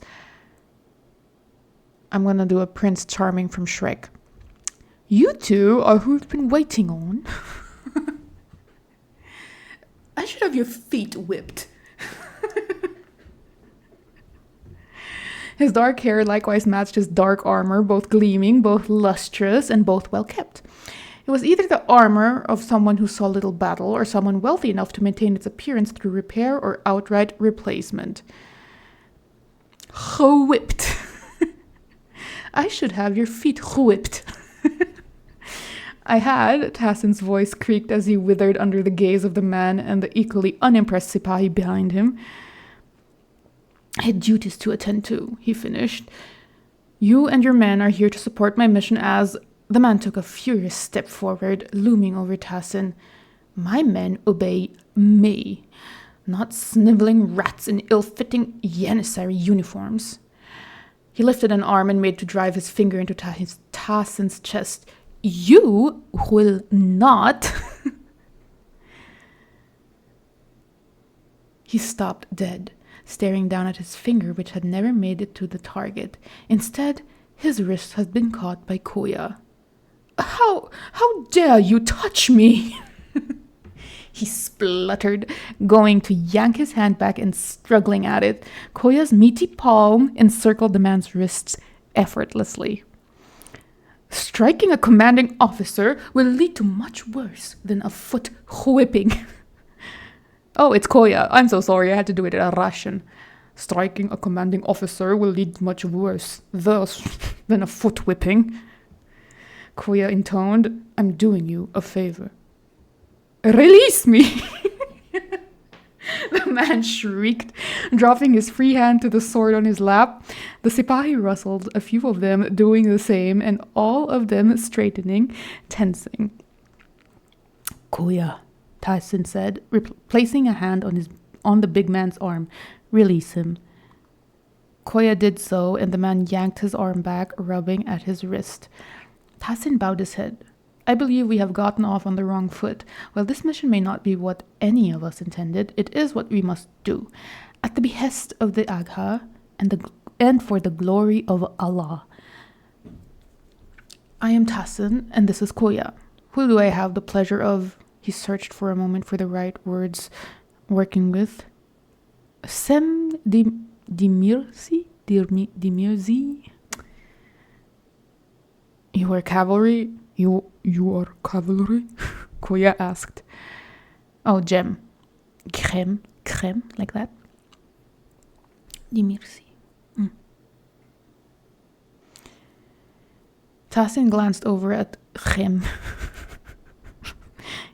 shoulder to the massive war horse there, wearing matching armor with a matching dark mane and somehow a matching unimpressed expression.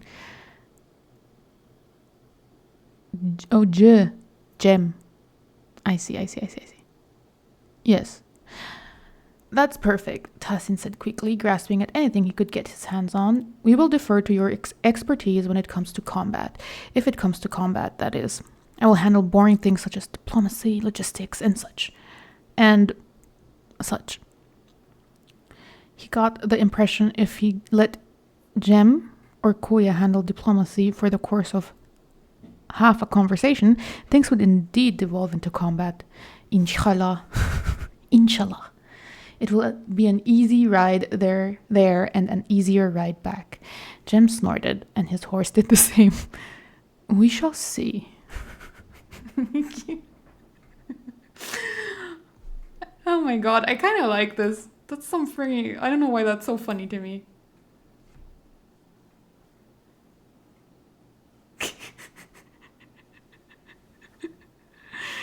Oh my god.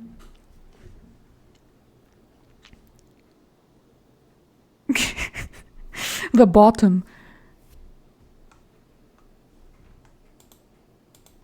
Air, most likely. Right. Well, this is funny. I can see you like change your style quite a bit for it. But it works well. Very nice. Wait, I'm gonna... And so did I. Wait, sorry, I'm kind of distracted. Is it already finished? You can reply with voice, by the way. You're still on stage. Oh, yeah, I forgot. No, I have to write another 19,000 words. Damn. Yeah, it's like a nightmare. It's fine. You can see it as an investment since they're a returning client, you know. Yeah, I should have charged them more money, but it's fine. They also paid me. I forget if I complained about this before. I think they paid me half of it forever ago. So now it just feels like I'm getting paid half as much. So it's just like mentally, it doesn't feel good. Inflation. Yeah, basically. Yeah, it's just like, look. Yeah. Yeah. I'm already like slightly behind on it, but it's fine. I don't think there's like a huge time crunch on it, but I need to write more. Writing lots of words is hard. It is. Usually this is like the easiest client because writing screenplays is like the easiest thing ever, basically, which is what I deliver the comic script in. Yeah, I'm glad you liked it. I was pretty pleased with how it turned out. Yeah, it was just fun to... Yeah, if you haven't read The Devils, I highly recommend it. I know they read it on UTT. I didn't actually watch their review yet because I was still reading it. Also, I will say that it like legitimately is the best narration I've ever heard in an audiobook. No way. Right, I'll try to... I thought it was amazing. Is it fantasy? It is fantasy. Why you do this to me? You're such a loser, bro. No, you. So lame. You and your basic bitch fantasy. I think this is definitely not basic bitch fan. I think you'd like it. I mean, it reads like this. It's pretty good. I think you'd enjoy it. I'll do it for you, eventually. All right, you're the best. All right, what am I reading? I'm gonna send you the link in chat. And I'm going to do the scrolling so the recording is still... So you don't have to share your screen. Wait, let me just like find out when we can reach like I don't know. Oh, okay, it's 14 pages, so we should be good. You can read the entire thing. Read documents faster. I want to read documents. Wait, let me just check if the recording is doing what it's supposed to. Say something? Hello? Yeah, it should be. Otherwise, I will throw a fit, but alas. Okay. Legitimate. Reasonable. Okay. Even. Reasonable. Wow, look at me. Okay, Okay. go. All right, calm down. All right. Jesus. Wait, I don't have edit. Oh, I don't have editing access. Oh, terrible. I can't edit while I read. Wow. Awful. Yes, yes, Okay. yes. I love it. Please torture Boy, Ezra. not only is that not indented, that's a hefty 0.5 inch indent. Oh That's a my big boy god, right there. stop editorializing. This is a live reading, Okay. not a live edit. Okay. Okay. Hey, you made fun of my missing word. All right, here we go. Obviously, you're The different. frag Okay. the fragmented hero. Hold on, let me get my mic arranged a little bit better here. My gamer mic up here, my face. The fragmented hero, drifting healer, chapter 1. Uh Wait, what genre is this? That's going to determine the voices that I do. What genre is this? Okay, fantasy. So it's just yeah, okay. It's just British stuff. I don't know how else to say this other than to state the obvious. I'm retiring. As those simple words fell out of his mouth, the whole world fell silent from the impact spoken. After a moment of peace, screams of rage and confusion erupted from the crowd as questions were thrown in a constant state of panic. A woman appears on the screen. Today's news broadcast was indeed a shock to fans of the infamous hero known as the Commander of Hope. His retirement at age 29 wasn't planned during his speech today. People all around the country are sending theories of why such a beloved hero has decided to abandon his role of protection and safety for us. How has he left us in a time of crisis? As attacks in California from they're in America in my fantasy. Whatever, too late now. She's a green card hire. As attacks in California from rebellious groups continue on government facilities without any reason to be found. More on that story later. Bob will take you away for the weather. Blackness corroded the television. Television that cut. All right, fine. I'll do it, American. Blackness corroded the television that cut to a heavy sigh. Wait, that cut to a heavy sigh was relieved from an annoyed man sitting on a brown leather couch with a hand placed on his forehead. What does New York accent sound like? Okay. All right, hold on. Taking the hand away from his face showed off the features he bestowed. Dark and ruffled brown hair with jaded blue eyes, lightly tanned skin, a new hair of a beard had formed at the chin, and a deathly scar that lingers on his neck that rises under his right eye. A tightly fitted red shirt was accompanied by a black winter coat on top of the man's broad shoulders, with black sleek jeans tying the outfit together with laced-up dress shoes. That's the best New York I can do, okay? As the as the man slumped forward on the couch, a reminder ticked throughout his mind that there was an opened beer can ahead that desired to be drunk from. A smile appeared as the drink had remaining liquid left inside it. Pressing the canister against his mouth to get a sip, a sudden blunt object slammed into the drink, making the beer spill out onto the floor. A yell echoed throughout the room. Damien, you gotta pull yourself together. This is getting embarrassing. Oh, wait, he's old. Oh, God, how do you do old New York? Damien, you've got to pull yourself together. This is getting embarrassing. And why did you turn the news off? An older gentleman sadly looked towards the now grumpy, slouched adult on the expensive sofa, unrolling the hearted newspaper that he used to knock the can down. The drunkard Damien groaned loudly before slowly looking up to see his adopted father standing disappointedly, looking at the wasted beer on the cold wooden floor. Okay, look, that information. Look, I'm taking a few creative liberties, okay? That information, I didn't have that information. the, The taller figure had long gray hair pouring over his shoulders, a matching silver beard, just saying, and a sturdy body, but let some of himself go over the years. A well-dressed individual wearing a buttoned-up light blue collared shirt and khakis. I turned the news off because they made me look like a shithead who just walked out on the city and everything they say is a lie. I can't believe you watch crap like that, wasting your life believing every little thing the government says to make people happy. Damien huffed out an angered statement while getting up off the seat and picking up the ruined drink, walking over to the nearby kitchen to trash it. The house's interior was clean yet simple, stretching out to the first floor filled with a kitchen, living room, and a bedroom that each member of the house could sleep in. Wait, who's talking?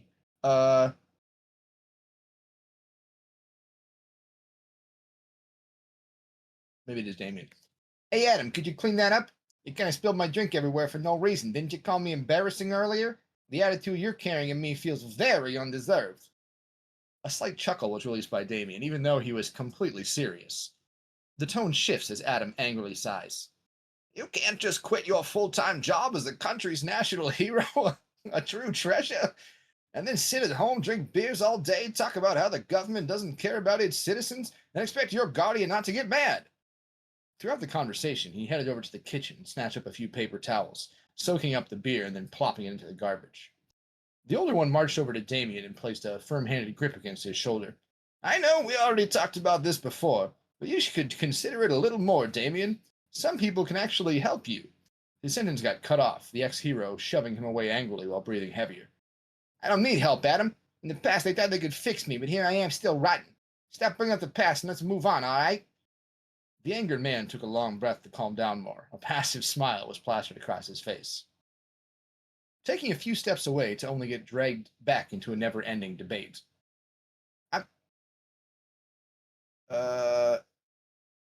Wait, who's talking? I'm not talking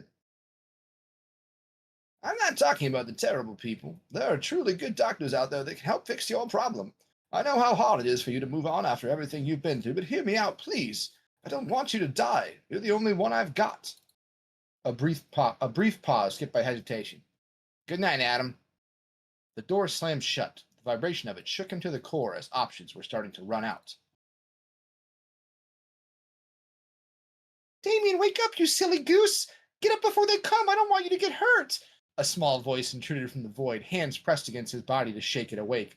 After opening up a small portion of his eyes to only see a blurry image of a blonde-haired girl, smiling profusely as she tried her best to retain a smile. I'm awake, Anna. Stop shaking me. Where's the rest of them? Upon rubbing his eyes to get a better view of the girl, she faded away in an instant. Screams were heard down the hallway. The room was molded as if a hospital and jail cell merged into one, lying inside a white bed that restrained both hands and legs with shackles. Long enough to stretch and move each, but limiting further movement of range. Another painful scream rang from far away. Anna, Jocelyn, Ava, Elizabeth, Cassidy, I'll come save you, don't worry.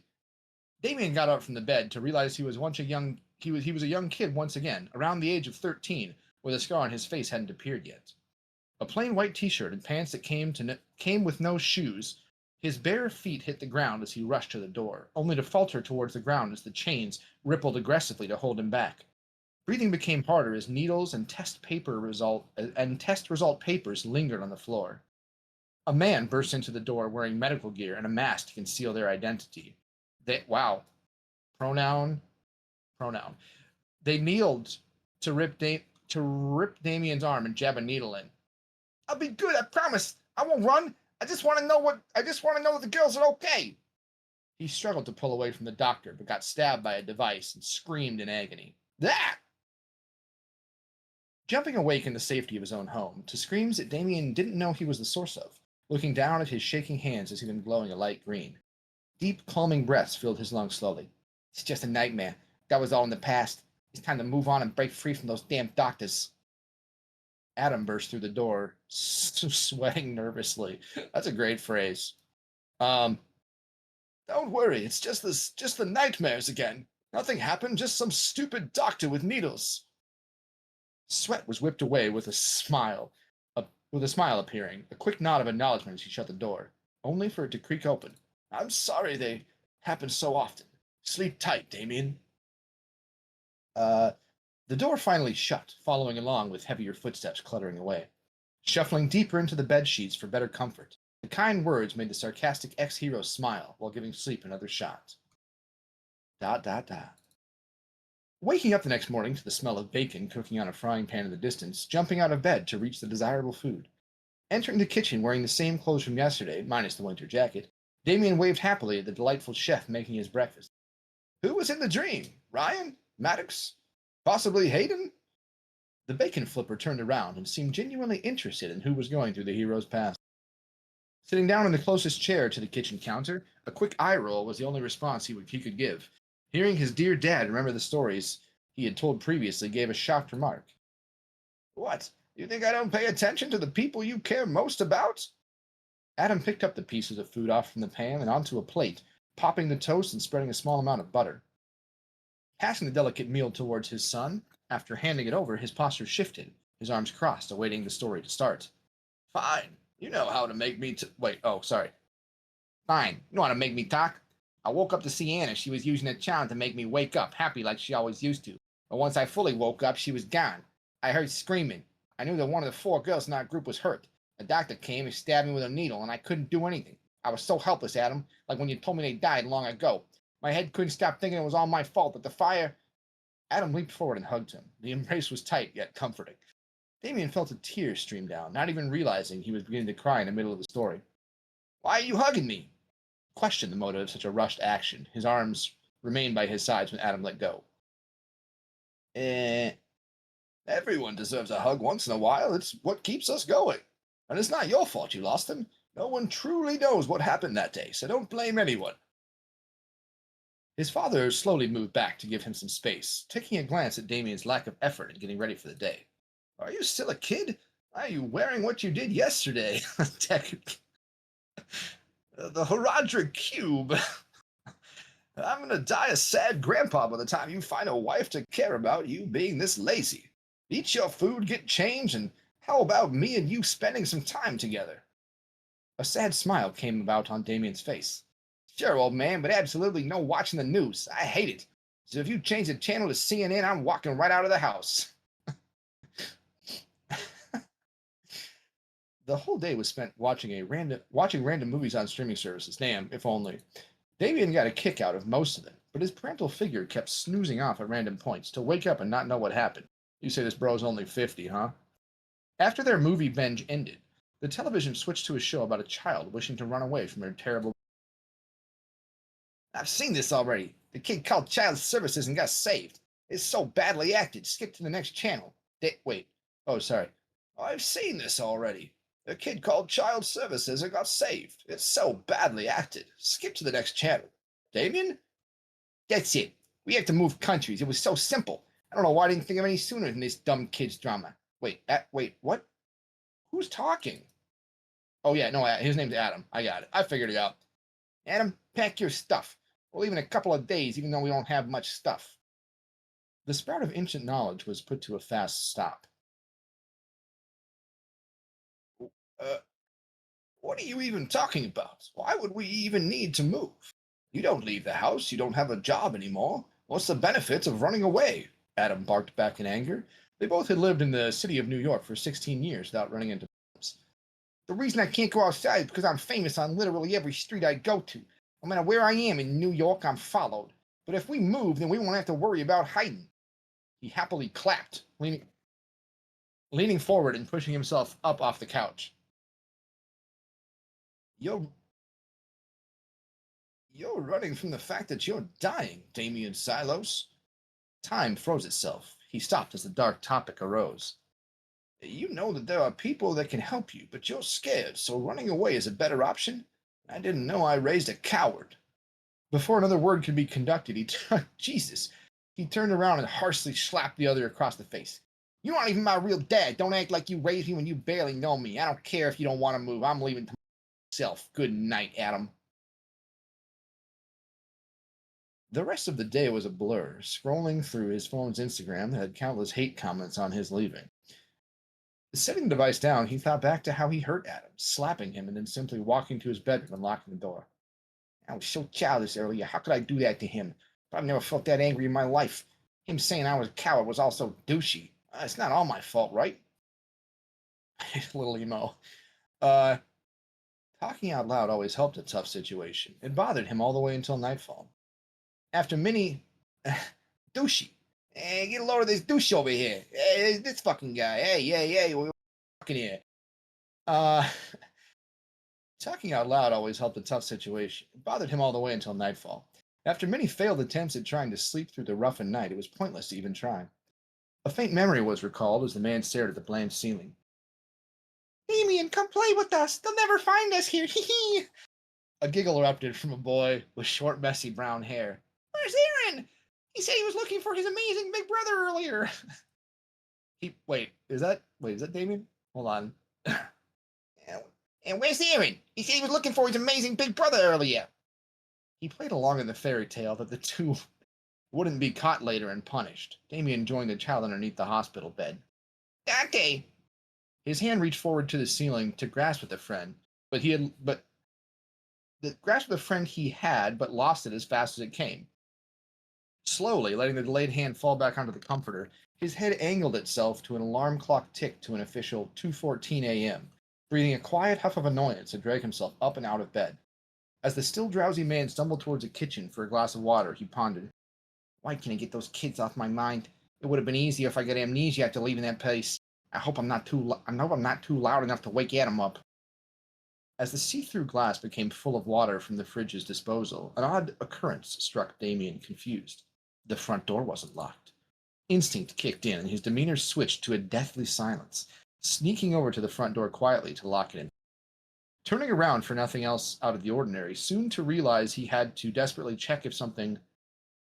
Turning around for nothing else out of the ordinary, soon to realize he had to desperately check if something was still in the perfect condition. Running straight to the other bedroom within, the one-storied house, bursting in the door to notice a lifeless bed that was left messy. Adam! The scream was desperate, knowing how kind and gentle the other was. This was no joking matter to Damien.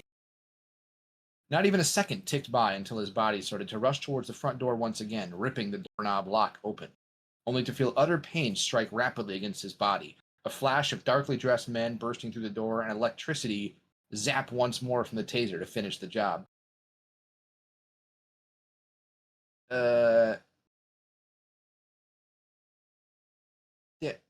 Who's talking here? Damien!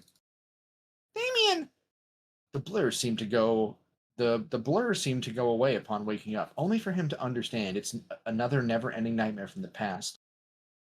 I'm sorry, but I have to wake up and find someone. He could be hurt or worse. Let me wake up. Damien, as a child, begged the other to be awoken. The kid tilted their head and laughed hysterically. Why would I help you after you killed us? The skinny youngster smiled. His short black hair was devoid of life, as it was dried of life as a shower look needed. Light red, docile eyes that fit his smile. A small body with bandages stuck along his forceps. Heal me! It's the least you can do after letting me die!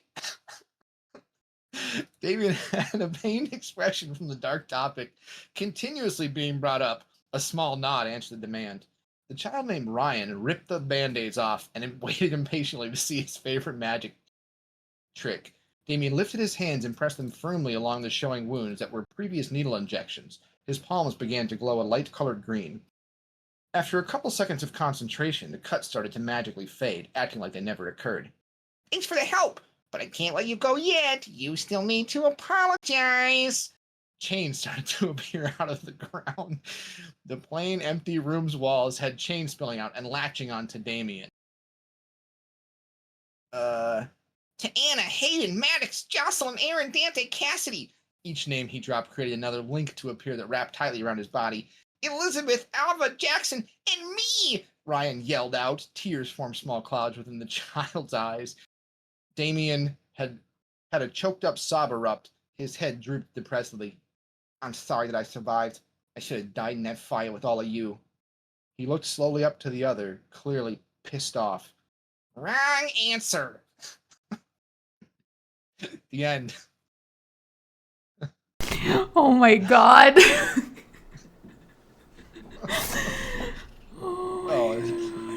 The end of chapter 1.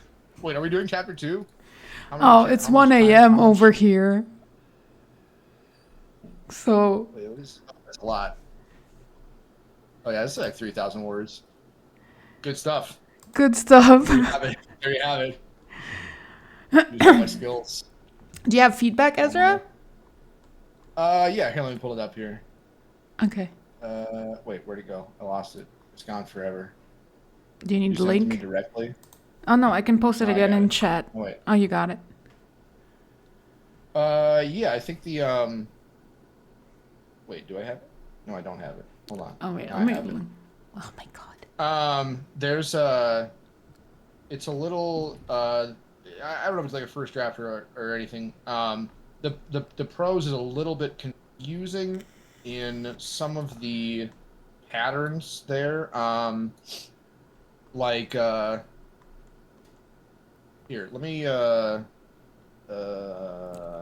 can stop sharing my screen, and you can share yeah, yours. maybe I'll share mine quick and say Yeah. um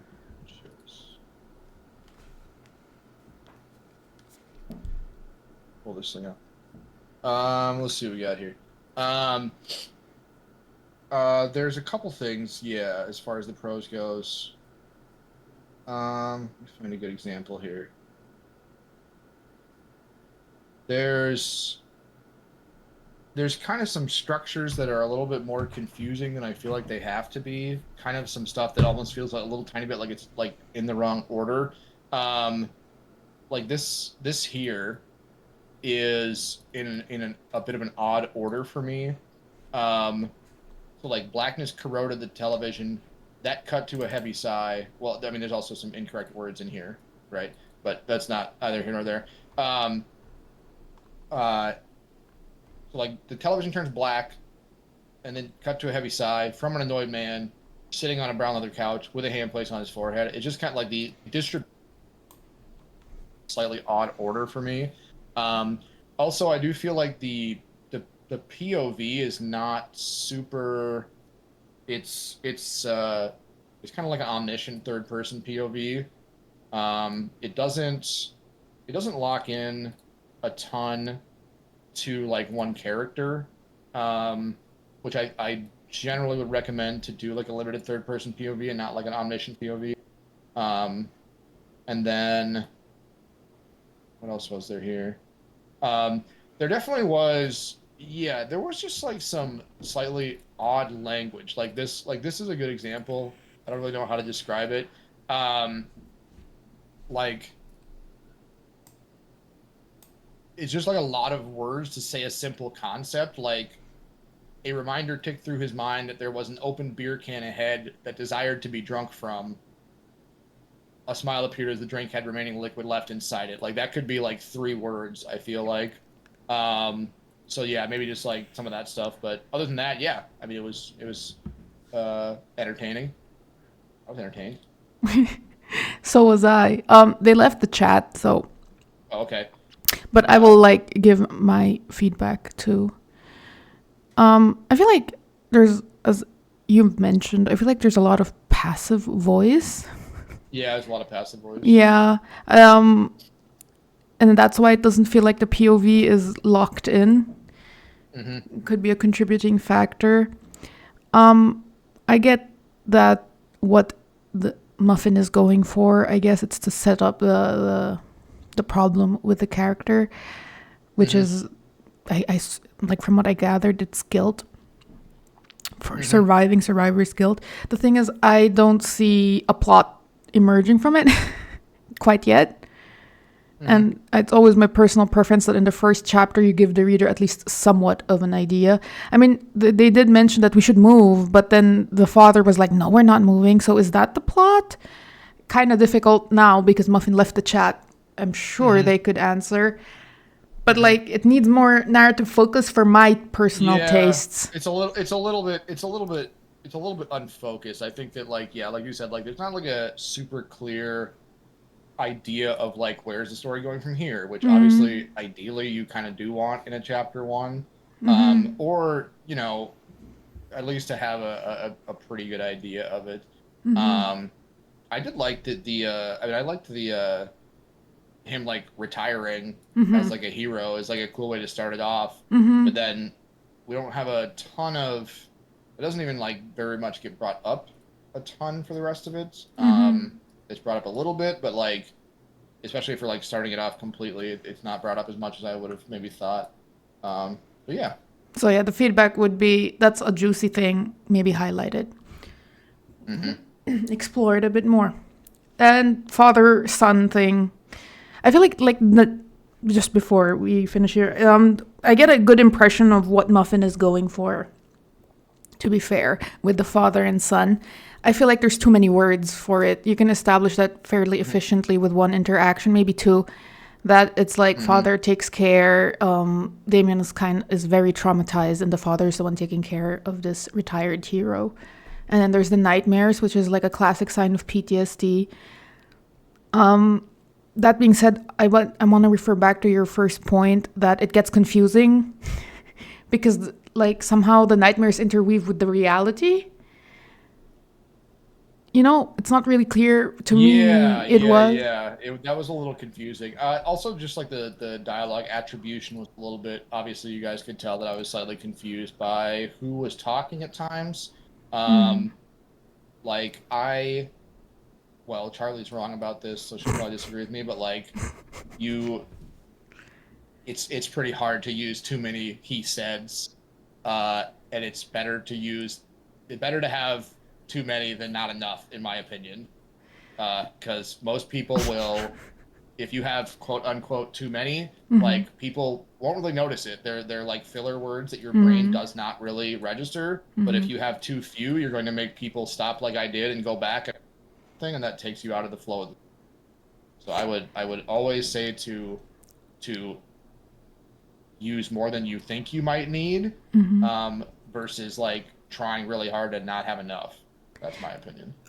I mean, fair. I'm not a frigging enemy of said. Said is not dead to me. Okay, Ezra, you're misrepresenting. You're an enemy of a lot of things. That is true, but this particular thing not. Decency. Oh my god. Rude, but in this particular case, especially because you've got a lot of characters talking, right? I mean, there's Adam and Damien, but you've got all the characters from the dreams. I would also say that you would need more dialogue tags. In my frigging scenes, Ezra, I only usually have 2 characters talking, so you could still use more dialogue tags. Nah, blah, humbug, blah. I put my dialogue in separate lines. That's enough. Yeah. Okay. Fair. Yeah. That's also something. Yeah. There was that were stuck on the end of another person's dialogue after like an action in the center. So yeah, you always want to drop it down to a new speaker like every time. That's like an actual rule, I think. Isn't it right? If it's like the dialogue if it's a different, yeah, I'm pretty sure. Like you can have like dialogue, then a big paragraph, and then dialogue at the end of that paragraph, but I'm pretty sure that would have to be the same speaker. I don't really like that personally. I don't like that technique, but I do see it plenty. But if it's a different speaker, then yeah, I'm pretty sure it is like a legitimate like copy editing rule that it has to be dropped to a new line for a new speaker. No, I'm pretty sure. I am not a copy editor, but I'm pretty sure that's how you should do it. You don't like mesh 2 speakers in one paragraph. Yeah, that's some degenerate stuff. For sure. Now you make me want to do it. Because you use the D word. Don't you have a oh my god, a thing coming up? Yeah, I do have the Smut Showdown submission, which we're gonna have a live reading for that, Ezra. I'd be honored if you would join me because it's gonna be. Oh yeah. I think we have like 3 submissions now, but I'm assuming there's still like 19 days. I'm assuming there will be a lot submitting, even myself. Oh yeah. I'm down. Can you do a Black Phillip voice impression, but make it female? The goat? Yeah. Make it female though. Or you could do like a female goat. Have you watched Black Phillip? It's Remove Thy Shift. No. Is that a film? Yeah, from Witch. Oh my god, you're so uncultured. Well, it's not. First of all, I watch all of Robert Eggers' movies. Oh, Second of oh. all, first of all, stop right there. Second of all, it's called The Witch, not Black Phillip. That's why I was confused. And I haven't watched Obviously, that for a while. What does it sound the like? the main character is Black Phillip. It's not Thomas Two. Wood. Oh my Wow, God, that's he spoken like a. whispers. He whispers. What's it sound like? Black Phillip voice. It's just showing me the stupid actor. Oh my god. I don't Black think it's a Phillip. famous actor. So it's like supposed to be like a whispering. Don't you remember when? God, I got goosebumps in that scene. Yeah, it was scary. Yeah, I I don't know where loved I it. don't know where that is. I'll have to do some research for that. Yeah. Why is that gonna be? Is that gonna factor? Is that gonna Oh, factor in on your story? it's like I picked the second prompt, which is like the dark god wanted a virgin sacrifice or whatever, and I'm trying to do the scene where the main character meets the dark god. It's like the burning bush from Prince of Egypt, but it's Black Phillip coded. So I'm gonna need a voice for that. Is she gonna fuck a bush? No. Mm, Oh my god, I'm not that unhinged yet. Give me time, okay? it's your unhinged server, bro. You do your own. Look, there You're are several flavors to unhinged, okay? But like I don't know if I still gotta write something for that. oh my god, you're gonna submit something that's gonna be fucking great. I should. Yeah, you should. Look at the announcement. Wait, let me just check something real quick. So the live reading is on a Thursday. I know you're like schedule wise a little That bit should work. iffy on The that. 24th. Yeah. Yeah, that should work. I don't do anything on those days. I don't think. Yeah. Sword Showdown. So I would really, really love a guest reader because I'm assuming there's going to be a lot of submissions and there's only so many voices I can do. It's so much more fun if like somebody can do accents. The Dark God. That is a good. That is a good prompt. That's probably the best prompt, I think. Which one, the Virgin Sacrifice one? Yeah, that's pretty good. That's pretty Thanks. good. You know, I was actually Uh, thinking about the third one, but you know, whatever. I'm just writing this. 2.5K words Yep. max. Fine, Wait. I'll do it. Yes. Only for Oh, I'm honored. What's your flavor of unhinged, Charlie? What would you say, Ezra? You've read all my shit. you. I don't think I can say it out loud. I think that I'll Oh my get like goodness. censored by an AI like Discord bot. No, it's YouTube is gonna It censor you. rhymes with let's see. Let's see. I know what he's gonna say. You know that chicken place, that Korean chicken place, Bonchon? Kind of rhymes with that. But in a sexual assault way. Let's put it that Oh way. my god, Juan is asleep. I shouldn't be laughing so loudly. That is not Uh, true. Maybe a little bit. Okay, fine. Not everything. It's just everything I've written so far has like weird. Well, yeah, I'm sure it's not everything. It's just everything I've read so far. Oh yeah. Sword Showdown. I'd say my flavor of unhinged is eroticizing things that shouldn't be. So it's like I've That recently tracks. yeah, so I've recently acquired a label that I identify with, which is erotic horror. That's what I write. That tracks. I can see that. That works. Yeah, I feel like it fits because for the longest time I said I'm a dark romance author. No, I'm not. Yeah. Dark romance doesn't fit. So, yeah. Yeah, I would agree with that. I would agree with that. Yeah. Because there's a lot of new people, I'll just like introduce you. Ezra is our resident editor. It's true. I do that. Yeah.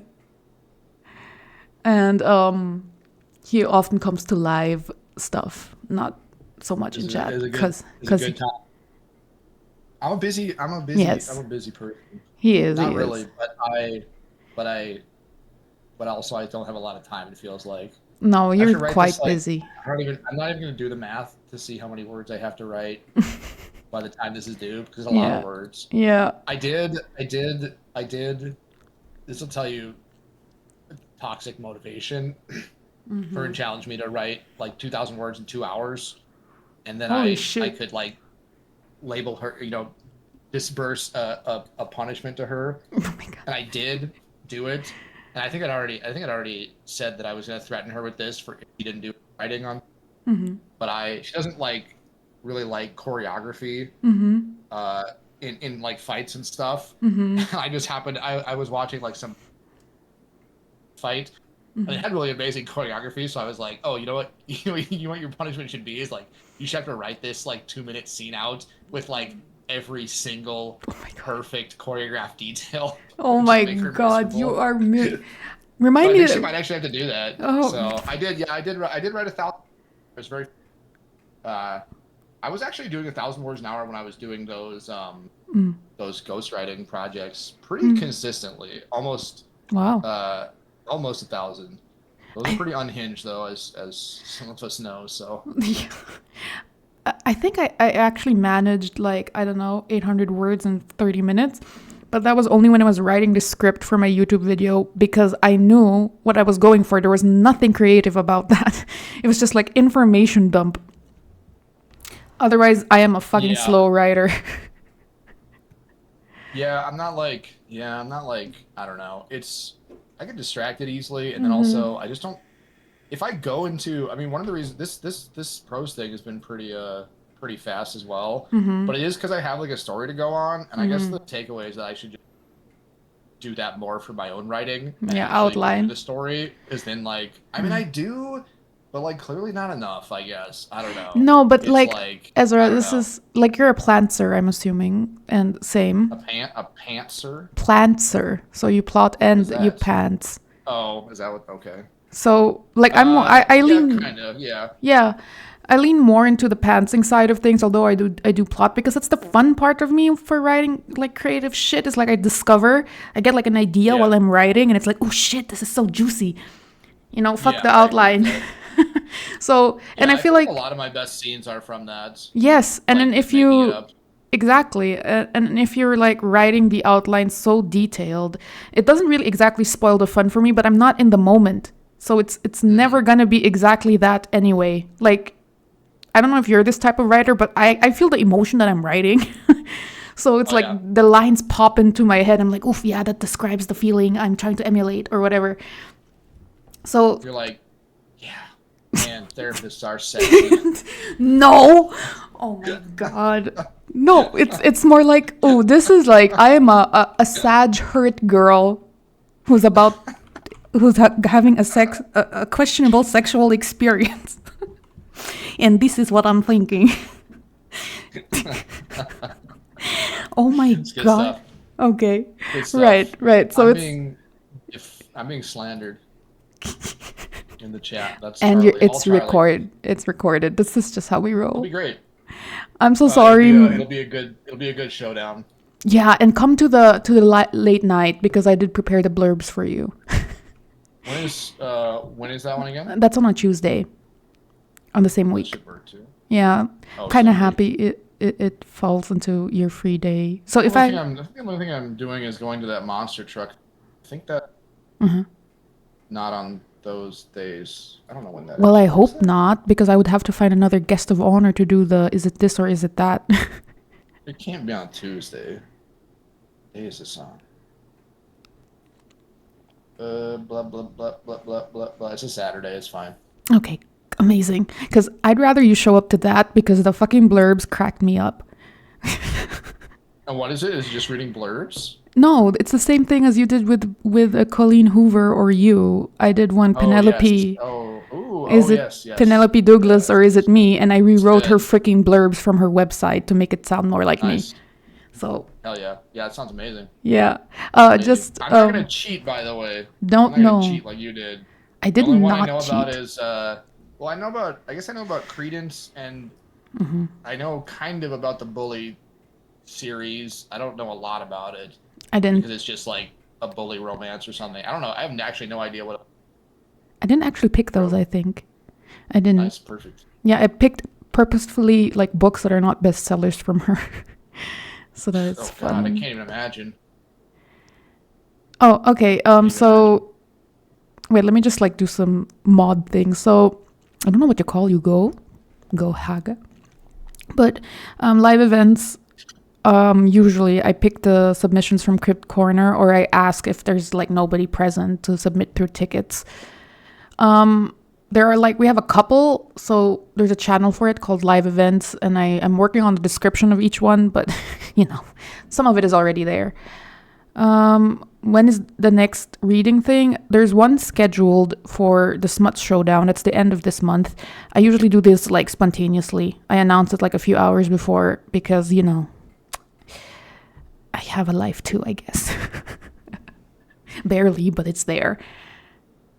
Does the schmut have anything to do with smut? It is smut. That is the writing competition. It's supposed to be like dark smut, I guess. Look, the community was begging me to do a smut thing. I did a smut thing. You got what you wanted. Because I can't say no to you guys. What a great leader. Oh my fucking god, shut up. Horror smut works, yeah. You can do whatever the fuck you want. I just provide like 3 prompts and like some silly other things that could give you the community was begging me. Look, they were. I'm not saying that I was refusing. I didn't, in fact. But they were begging, okay?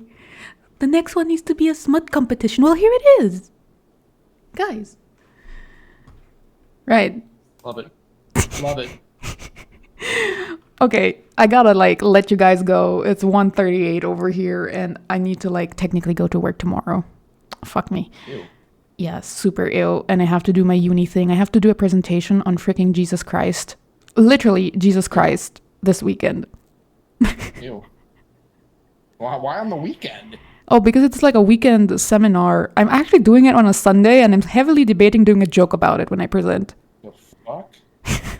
Yeah, aren't you in psych? Yeah, I am in psychology. It's about the psychology of the dogma of Christ and how it's a reflection of the zeitgeist of the time the religion got created.